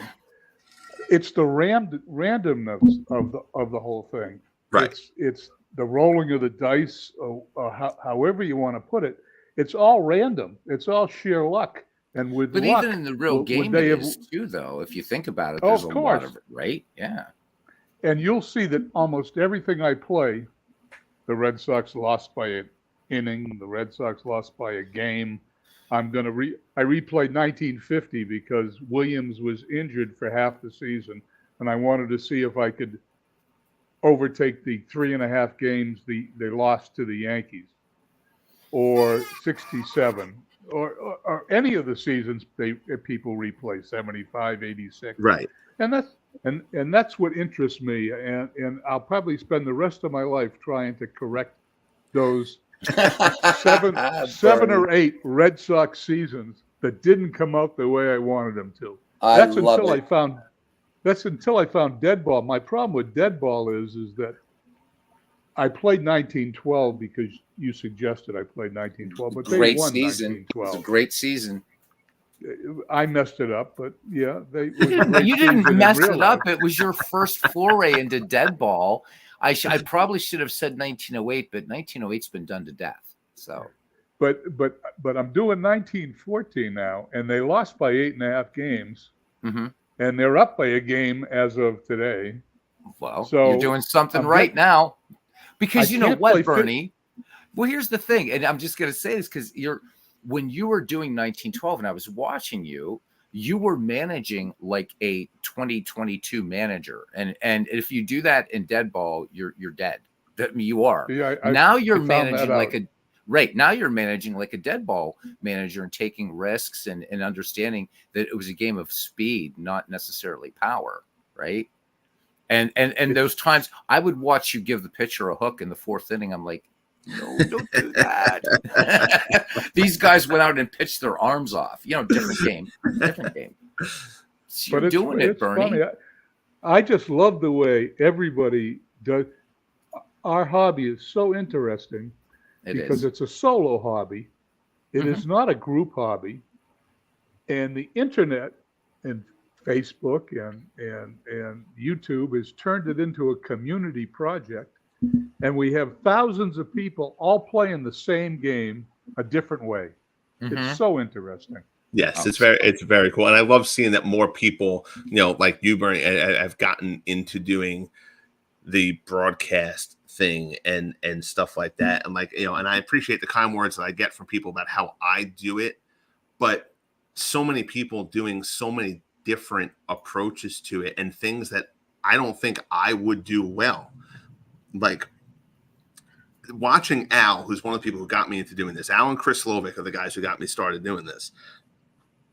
Watching Al do a card and dice game that I would have no interest in. He's doing this history maker golf thing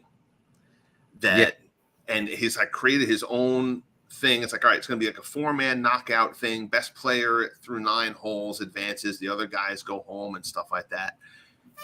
I could not possibly care less who wins this thing, who does whatever in this thing, but I'll watch it because Al kind of brings it all to life. And Al also, he can describe what's going on while also showing you how the game works. Al's good at that. Why the different things happen. And that is a real skill. And it's one of the reasons why I think I would be terrible at doing a cards and dice broadcast. Because I think with stuff like that, I kind of think if you're watching that stuff, you want to know how you're getting from point A to point B to point C. And I don't think I would be able to smoothly bring you from A to B to C. And Al's really, really good at that. I have the same problem. I don't even know how I'm getting to A to B to C. Bernie.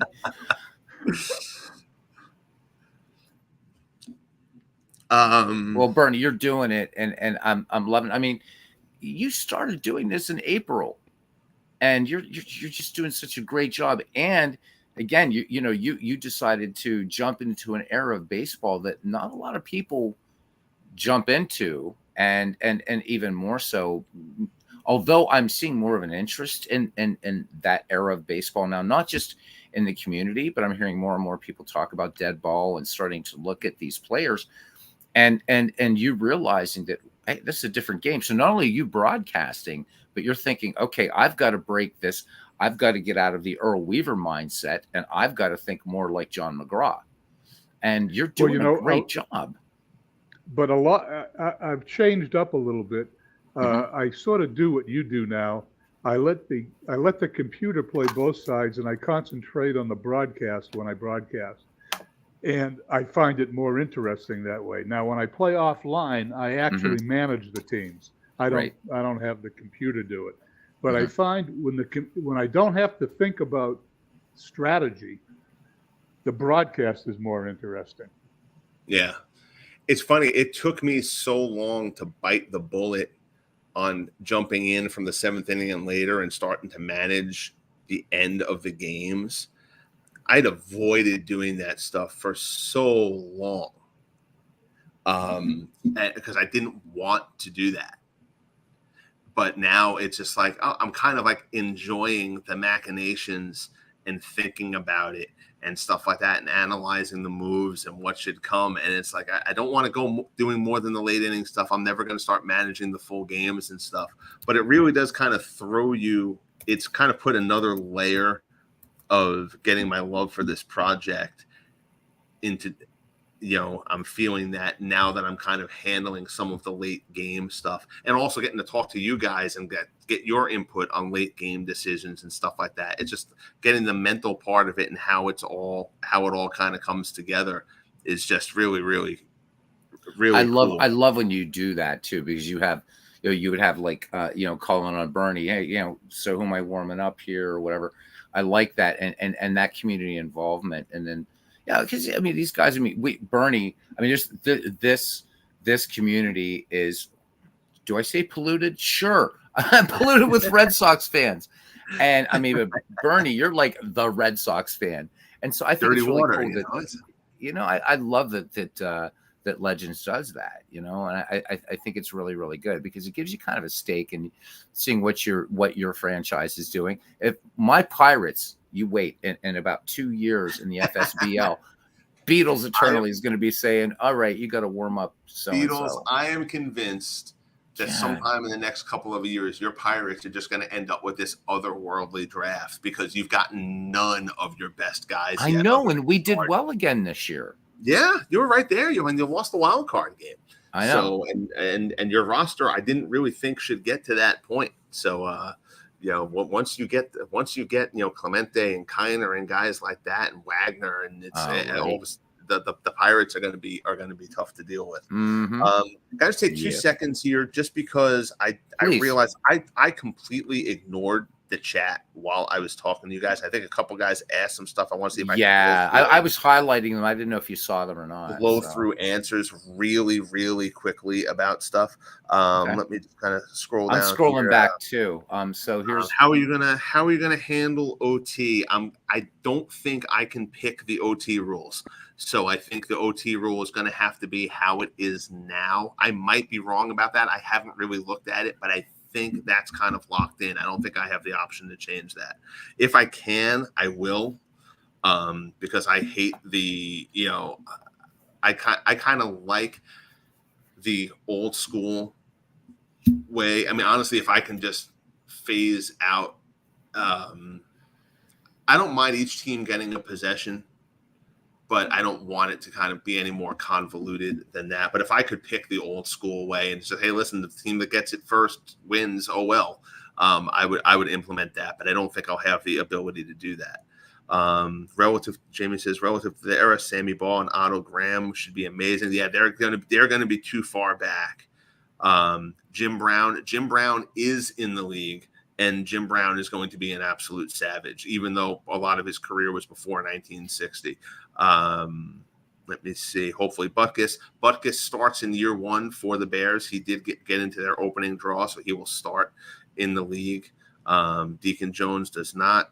Gale Sayers also starts for the Bears. The Bears overall are pretty weak, actually, but their top guys are really good. They've got Singletary and Butkus at the linebacker spot, and Gale Sayers is just an absolute beast in the backfield. He's going to have to carry the load from them because the Bears are terrible at the quarterback position. They've got Bobby Douglas, who was a great runner but couldn't throw a lick, and Bob Avellini. Let me see. Modern players can't tackle. Yeah, everybody goes for the big hit. Completely agree with that. Many defensive linemen back in the day would be linebackers now. Yep, that's absolutely true. All right, so I didn't really miss that much. I just didn't want, if guys are sticking around and taking the time to listen to this, I want to make sure Todd had one. He wanted to know what are you going to do about franchises that no longer exist. So I guess he's talking about the players. Sorry, I missed that one. Yeah. That I'm kind of locked into the current franchise. The one that hurts there, I can relocate teams, which is good. So I can take the Las Vegas Raiders, which hurts my soul, and put them back in Oakland.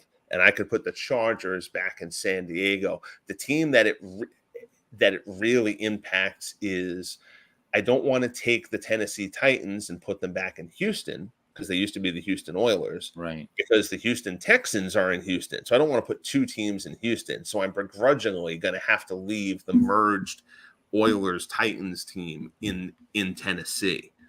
But that's the one example of that really kind of burns me. The Ravens will be the Ravens. The Colts will be the Indianapolis Colts will be the Baltimore merged Indianapolis Colts, that kind of thing. But yeah, the Oilers one irritates me because for one thing, I love the Oilers were so cool. Their uniforms were cool, the logo was cool and everything, but I'm going to have to leave them in Tennessee because I don't want two franchises in Houston. Yeah, all right. I think that's it. Like I said, I just want to make sure. I want to make sure I didn't blow over anybody's questions. People sticking around here listening till 2 a.m. At least I can do is make sure I answer. Sean says, I look forward to cheering for Aaron Rodgers. Rodgers actually doesn't make year one. The Packers are interesting though in year one because they drew both Bart Starr and Brett Favre. So somebody's going to have to ride the pine there to start out. But then you have the opportunity for drafts and trades and all that kind of stuff. Machinations can happen down the line. And football, that stuff may kick in a little bit quicker than in the Franchise Stars Baseball League because the Baseball League has arbitration and all that kind of stuff. So you'd have a while before you hit free agency. And in the football one, guys will be able to be cut and all that kind of stuff much more quickly than that. So you may have more guys changing quicker. Legends, what are you going to do about injuries? Injuries will be on. Good. They should be. It's football. Guys get hurt. Everybody. That's why we had him on in McGreevy too. Multiple game injuries even too. So I don't want them maxed out. Like I don't want to. I mean, how bad would it suck? Just like talking about him, how bad would it suck having Gale Sayers break his leg in the first game of the season? Like that would be terrible if you're the Bears. But it can happen. So if it happens once in a while, I'm okay with it. But one of the things I'm going to be testing. I'm going to be doing I've got 16 of the 32 teams done. I've got ratings for a bunch of other teams done, but they're not entered yet. But I've got 16 teams fully done. Jeez. I'm going to do a 16-team preseason tournament. It's going to be to get people into the project, but it's also going to give me a little bit more of a means to watch a little bit more carefully and get some other eyes on it too. And maybe, sometimes when you do a project like this roster stuff and you get so deep into it, sometimes you can miss stuff. Like you're so deep into it that something kind of circles around your periphery a bit. So having other people's eyes on it isn't going to be a bad thing. And it'll get people pumped up for the project and it'll give me a feeling like I'm accomplishing something instead of oh God, I still have another half of this project that I still need to complete. So there are lots of benefits to doing that, but I'm going to get that started once the baseball playoffs are done. I want to get through the playoffs and then Franchise Stars Baseball League will take a little bit of a hiatus while I do all the off-season stuff that I have to do. But not long, right? Hopefully not. I mean, come on, I'm dying here. All I have is baseball all year, Legends. That's all I got. I think last one, I needed 3 weeks. Yeah, it was about 3 weeks. That's what I'm going to shoot for. It may be a little bit longer than that, but I may go a few weeks around the holidays where I basically don't stream anything other than those couple of football games. Right. And I'm really, my kids are going to be home for the holidays and stuff. That's going to be a good time for football anyhow, because people, right? I mean, that's the time everybody's watching. Sure. Right. Yeah, absolutely. Yeah. Carlos asks let me see about the kickers. About how are kickers rated? Yeah. They really just have an accuracy and a power rating. Right now, I'm treating kickers aren't really going relative to era. I'm going pretty raw stats on kickers. I may decide to change that. But I don't want to have a guy who was peaking at 49 yards being his distance, kicking 58 just because he was kicking 49 in an era where everybody kicked 49. You know, and now guys can kick 58. So I'm gonna say, oh, now this guy can kick 58-yard field goals. Something about the kick, doing the kicking that way, just kind of struck me as odd. And I understand that that's a bit incongruous with how I'm doing everybody else. But just having a kicker who never kicked a 50-yard field goal and saying, hey, this guy can hit from 56 now, just kind of seemed like it would be a bit weird. I may change that, but as of now, that's how I'm doing it. It's amazing the work that you've done, and I'll tell you what, you've what can I say? I mean, it is. And I mean, this isn't like, doing bro love fest here or anything, man. But but the work that you've done. I mean, just again, I haven't seen the football project yet, but what you've done in baseball is absolutely just astounding. And I'll tell you what, you've done it so well that, I mean, seriously, both last year and this year, the postseason, just been amazing. I mean, people are hanging on every batter. They really are. I mean, yeah, I mean, and you guys, and I mean, you've been so great about touting my stuff, man, which I really appreciate. Well, it's good stuff, man. This whole community has made this project kind of come to life in a way that I admit I wasn't really expecting, which is kind of cool. And I still have, like, I sit back sometimes and people are like, oh, you should go on Twitch and you could really grow this and all that kind of stuff. I'm like, man, I don't want to work that freaking hard. Right. Like, and maybe that'll change at some point. But sure. Just for now, like, I like the community that we've got here. I've got a pretty steady group who tune into it and are into it. And, if I'm going to try to do anything bigger with it, I've kind of got to do it right and really plan it out. And I'm not in a position right now where I feel like devoting that kind of time and effort to doing that. And again, that might change eventually, but right now I don't think, if I can't come up with a plan for how to do it right, I'm not going to do it. I did. And you'll appreciate this, and you probably kind of, it's different for you because you've done the music thing professionally, and I'm just a guy who's kind of knocked around a little bit in his basement occasionally. But when COVID happened, and this has a point, so bear with me. Sure. When COVID came up, I had done stuff, written a few songs and whatnot, and sang a bit and stuff on that Smule app and whatever. And I just because I like doing it. I never did it professionally or anything. But I like writing. And when COVID first came up, I picked up my guitar again and I started doing live streams on Facebook. Nice. And I was very erratic. I was very hit or miss. I'd have some where I had like 8 people, and I'd have other ones where I had like 300 people. And I'm like, what the hell is going on here? You should not be watching me. Why are this many people watching? And it was, and like I said, I was very erratic. I had good sets, bad sets, held good songs, bad songs, whatever. Right. But it was just fun. And it was chill and it was relaxed. Right. And then I was like, you know what? I wrote a song. I lost my sister to breast cancer in 2013. Oh, may her memory be eternal. And thank you. And that song kind of started resonating with people. And I was like, you know what? I want to do this. I want to record this. And suddenly I went and I had a plan, and then I put a timeline on it. And then this thing that I was doing that was fun suddenly became this thing I was doing that was work. And there was a date and a deadline and a stress to it. And I dropped it all and I walked away. Yeah.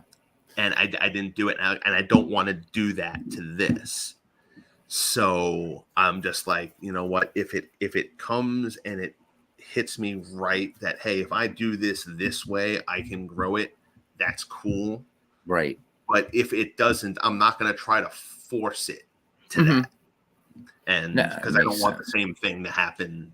I don't want the same thing to happen to that, because I regret that I did that, because I know my own weaknesses, and I knew that would happen if I did that, and then I did it anyway. So I was like, let's not be stupid about this too. That's why, for me, like, as a performer, because I'm a trained actor. My other thing is sleight of hand magic. So when music, and again, I've done it professionally full time, the whole thing recorded, all that kind of stuff. But the difference for me with music was, like I've got keyboards set up all around me and stuff like that. But so now, right, I'm just exploring modes and all this kind of weird esoteric, music theory stuff, which I'm such a geek about that.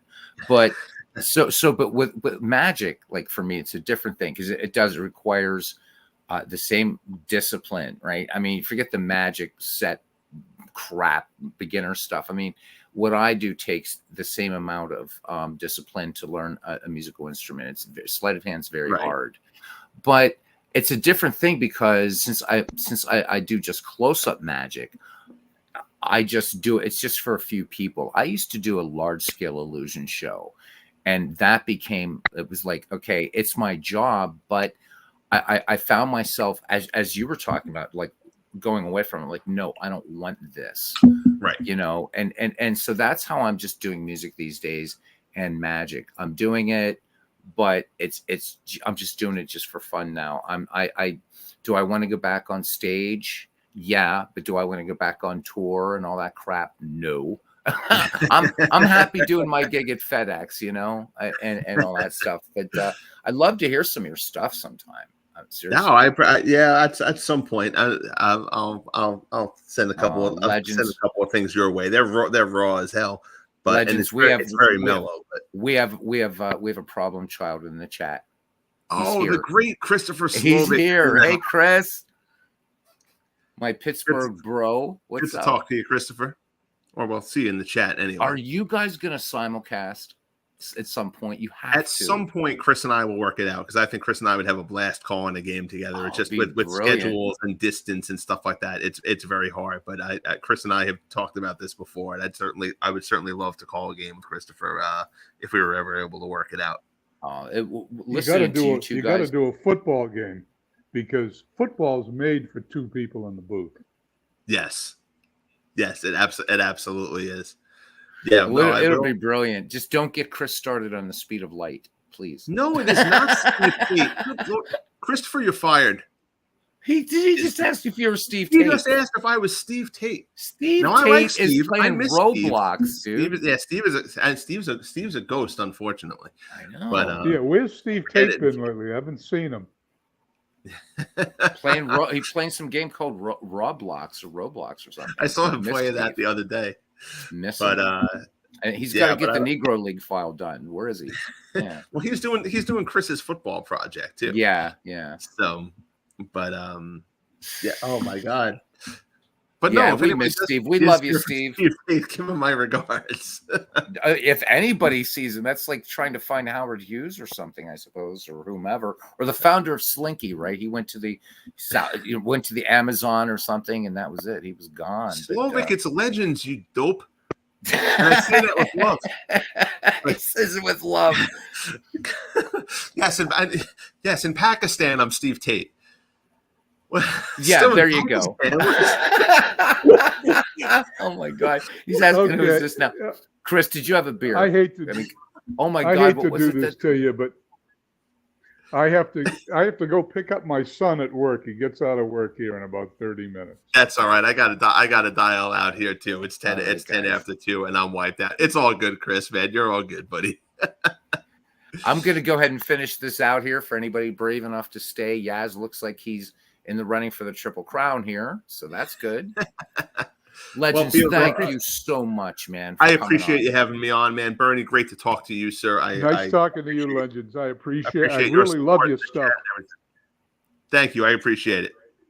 And everybody in the chat, good talking to you guys as well. And just keep this community being how it's been. It's a good place. It's a good place to be. Yes, so thank you guys all for checking in, and everybody have a good night. We'll talk soon. All right, man. Talk soon, as you say. You got it, buddy. Hey, Beatles, right. You're up to 400. You're up to 418 subs. That's 18 people in a week. I'm impressed. Do you know how much that's cost me in PayPal to bribe these people? Come on, subscribe. So yeah, I got my aunt on. No, thank you, Bernie. I appreciate that. Despite my efforts It's nice. But what I'm hoping is just that, I'm seeing everybody's subscriber counts going up, and that's nice as people are drawing to this. And maybe part of it is because people are kind of fatigued at watching the big product, right? Whether it's Major League Baseball, NFL, whatever. And maybe they're just looking for something that's a bit more honest, and we're not out there getting the big money. And so, yeah, thank you. But it's this whole community working together. I've seen Legends count go up, yours go up. MV, he was doing a cricket game a couple weeks ago, and it was like double figures. Cricket, So, I mean, he taught Dwayne cricket, and I know cricket being from Europe and also watching it a lot at Penn State. But thank you for that, Bernie. But don't be so hard on yourself, man. You're doing great. I'm not hard on myself. I enjoy doing what I do. I hate making mistakes.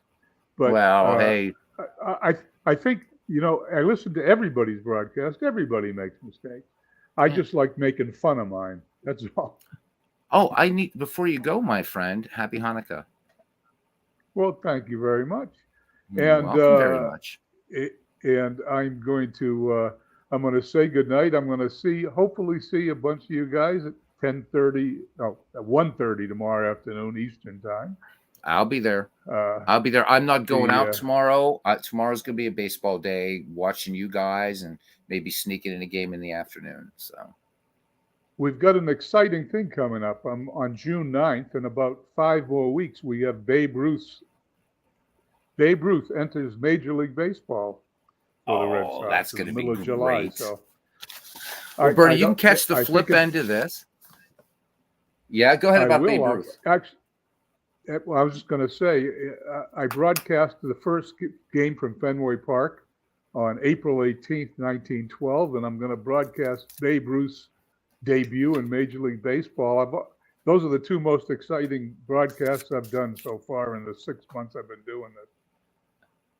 It's going to be great. Cannot wait for that. So, guys, tomorrow at 1:30 p.m. Eastern Standard Time, Bernie taking the 1914 Red Sox, man, and they're playing well, and so tune in. Playing for first place, and I'm sure we'll have Dwayne the Streaming Demon. The Naps. They're playing the Naps. They're playing the Naps in from League Stadium. The Cleveland's one game back, so Cleveland beats them. They're tied for first place. It'll be an exciting game, and I'm going to listen to the rest of your broadcast here from the car as I go to pick up my son. All right. Drive safely, please. Thanks. All right. All right, gentlemen, we're going to move on here. So Yaz looking for Triple Crown here. So in the Dombrov baseball sim, he didn't get it. It was the batting average that got him, but he's hitting 329.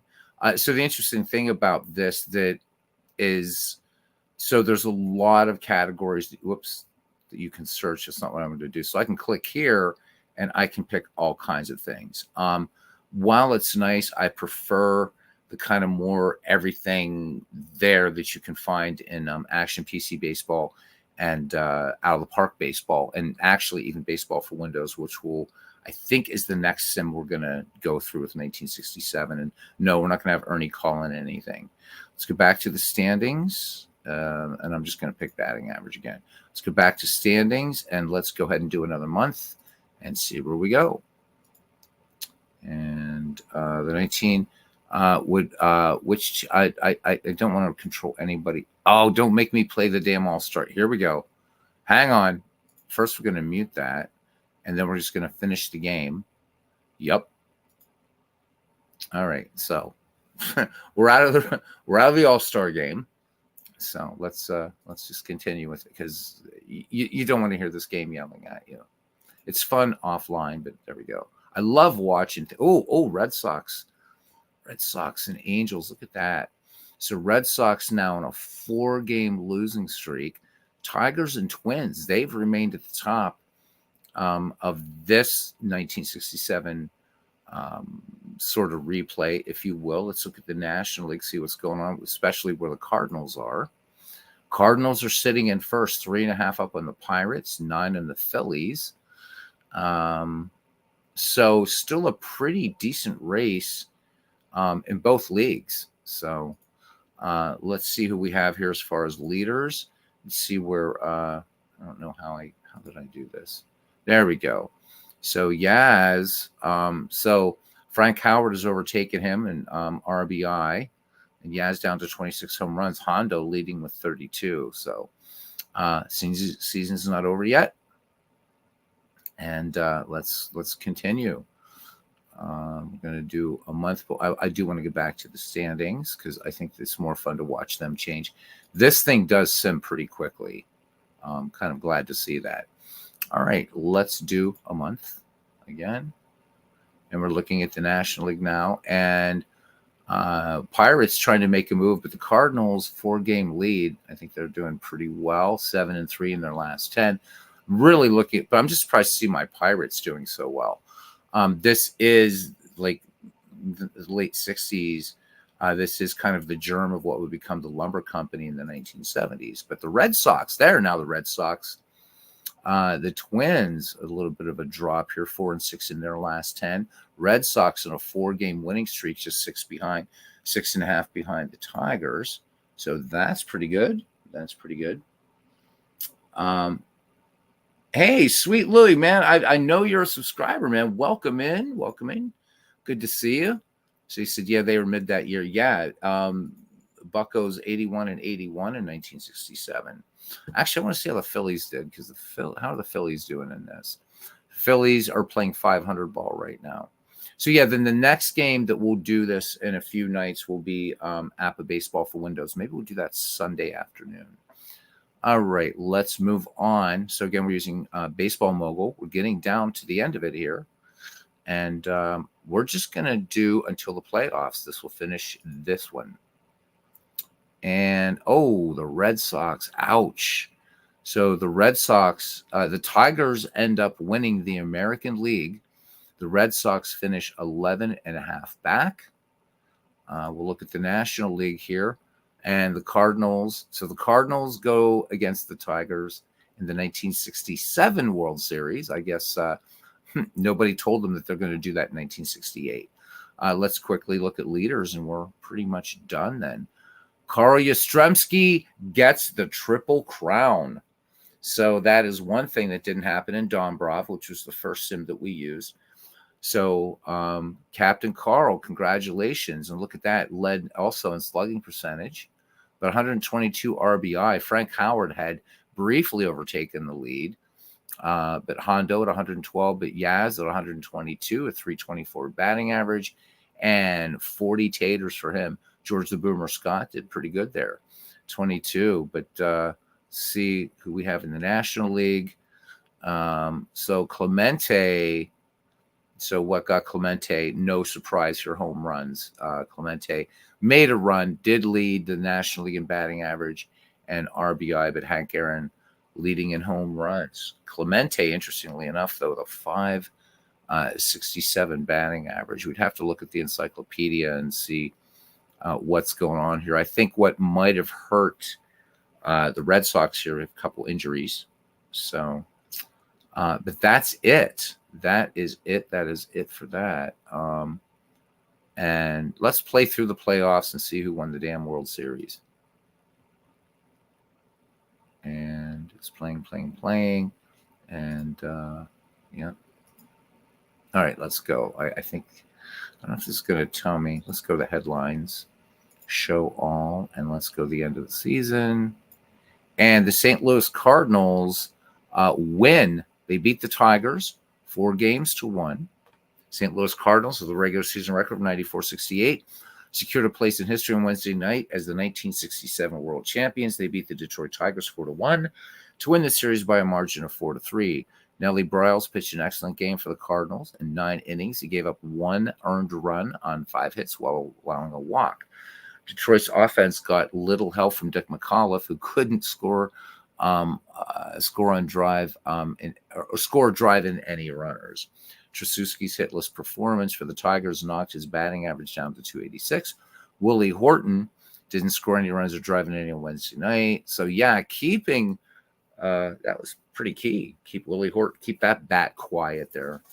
So, but that's 1967. So we've done this in 2 baseball sims, and so far it's been 4 different teams in the World Series. So it should be interesting. Yeah, 25 home runs from Clemente. Indeed, Carlos, is a good year. But you look at these Pirates, and we'll just go quickly, and then we will get out of here. We've been here for 2 hours and 10 minutes, which for me is a short stream, but it's all good. So I don't know if Felipe. Pardon me 1 second, guys.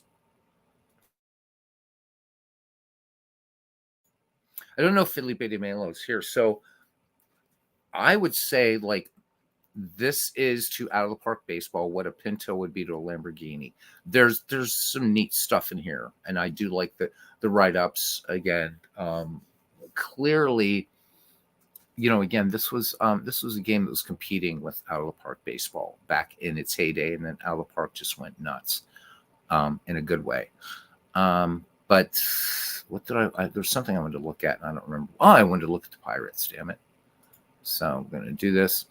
So if you look at these names here for anybody, let me go to my home team, damn it.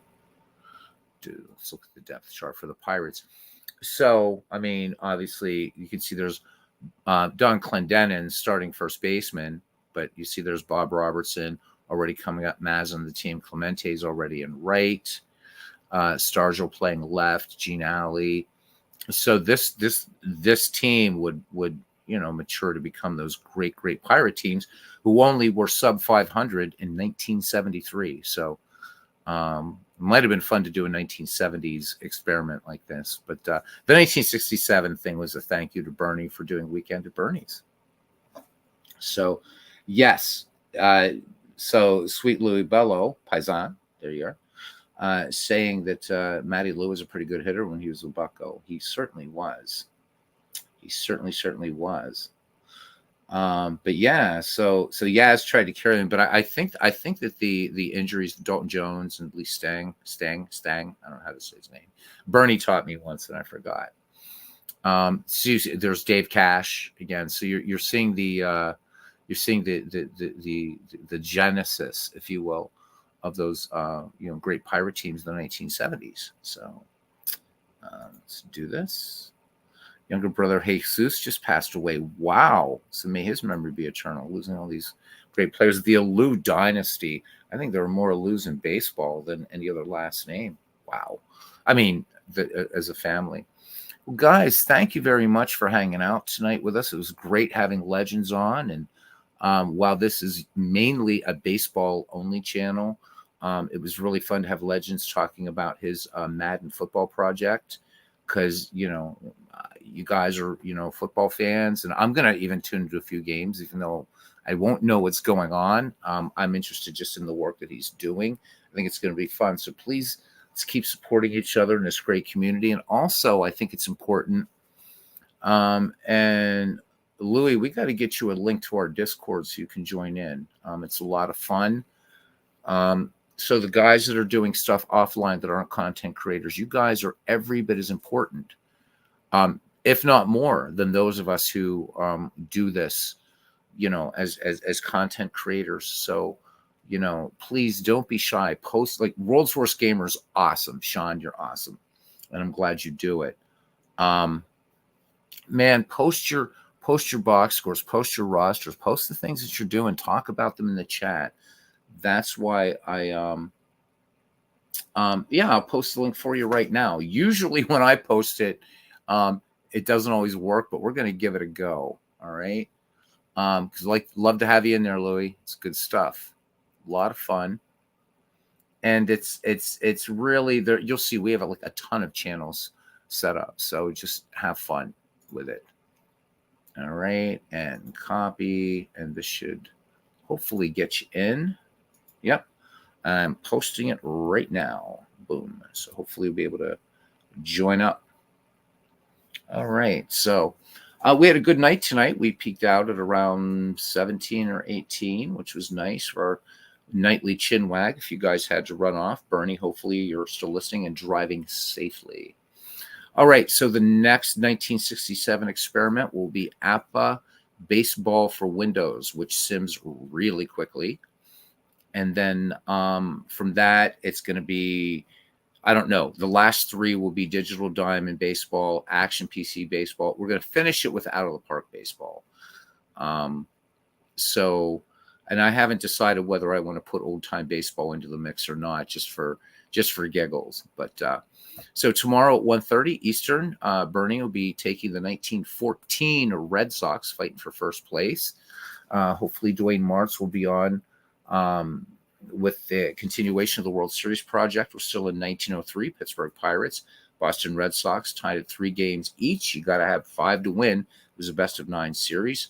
So if you haven't subscribed, Dwayne Martz YouTube Sports Network, Bernie Strom Sports Replays, of course, Legend Sports Universe, and all you guys. We are a family on this channel, and I believe we're a family in this community. And let's keep it rocking.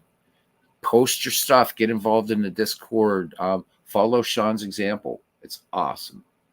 All right. So my thank you. We've been on too long. I don't know if I'm able to get everybody, but I'll try to get everybody I can here. Thank you to Carlos Yaz, to Paisan here, Sweet Louis Bello. Louis, next time you come in, when I'm on OBS, I'll be able to give you a wrench and make you a moderator here, because that's kind of like a gift I give to people here. So thank you for coming in tonight and hanging with us. Sean, World's Worst Gamer, I'd like to say your name twice. The legendary Christopher Slovic, another channel you got to subscribe to. Awesome stuff. It's like listening to real. Sports Gaming Journal Jamie, I'm doing a feature on you. It's coming up, I swear to God. So SGJ Jamie, JT Dutch was with us tonight. Man that knows his baseball like crazy. Aaron Reed, making some time to come in with us. Todd B, hopefully you're getting better. Mike Silva, if you play Out of the Park Baseball, the man who makes those parks is a member of this community. So, and Mike he's done his first YouTube stream. We're going to try to get him to number 2. So there's Felipe Lima de Melo. Muchas gracias, amigo, for coming in.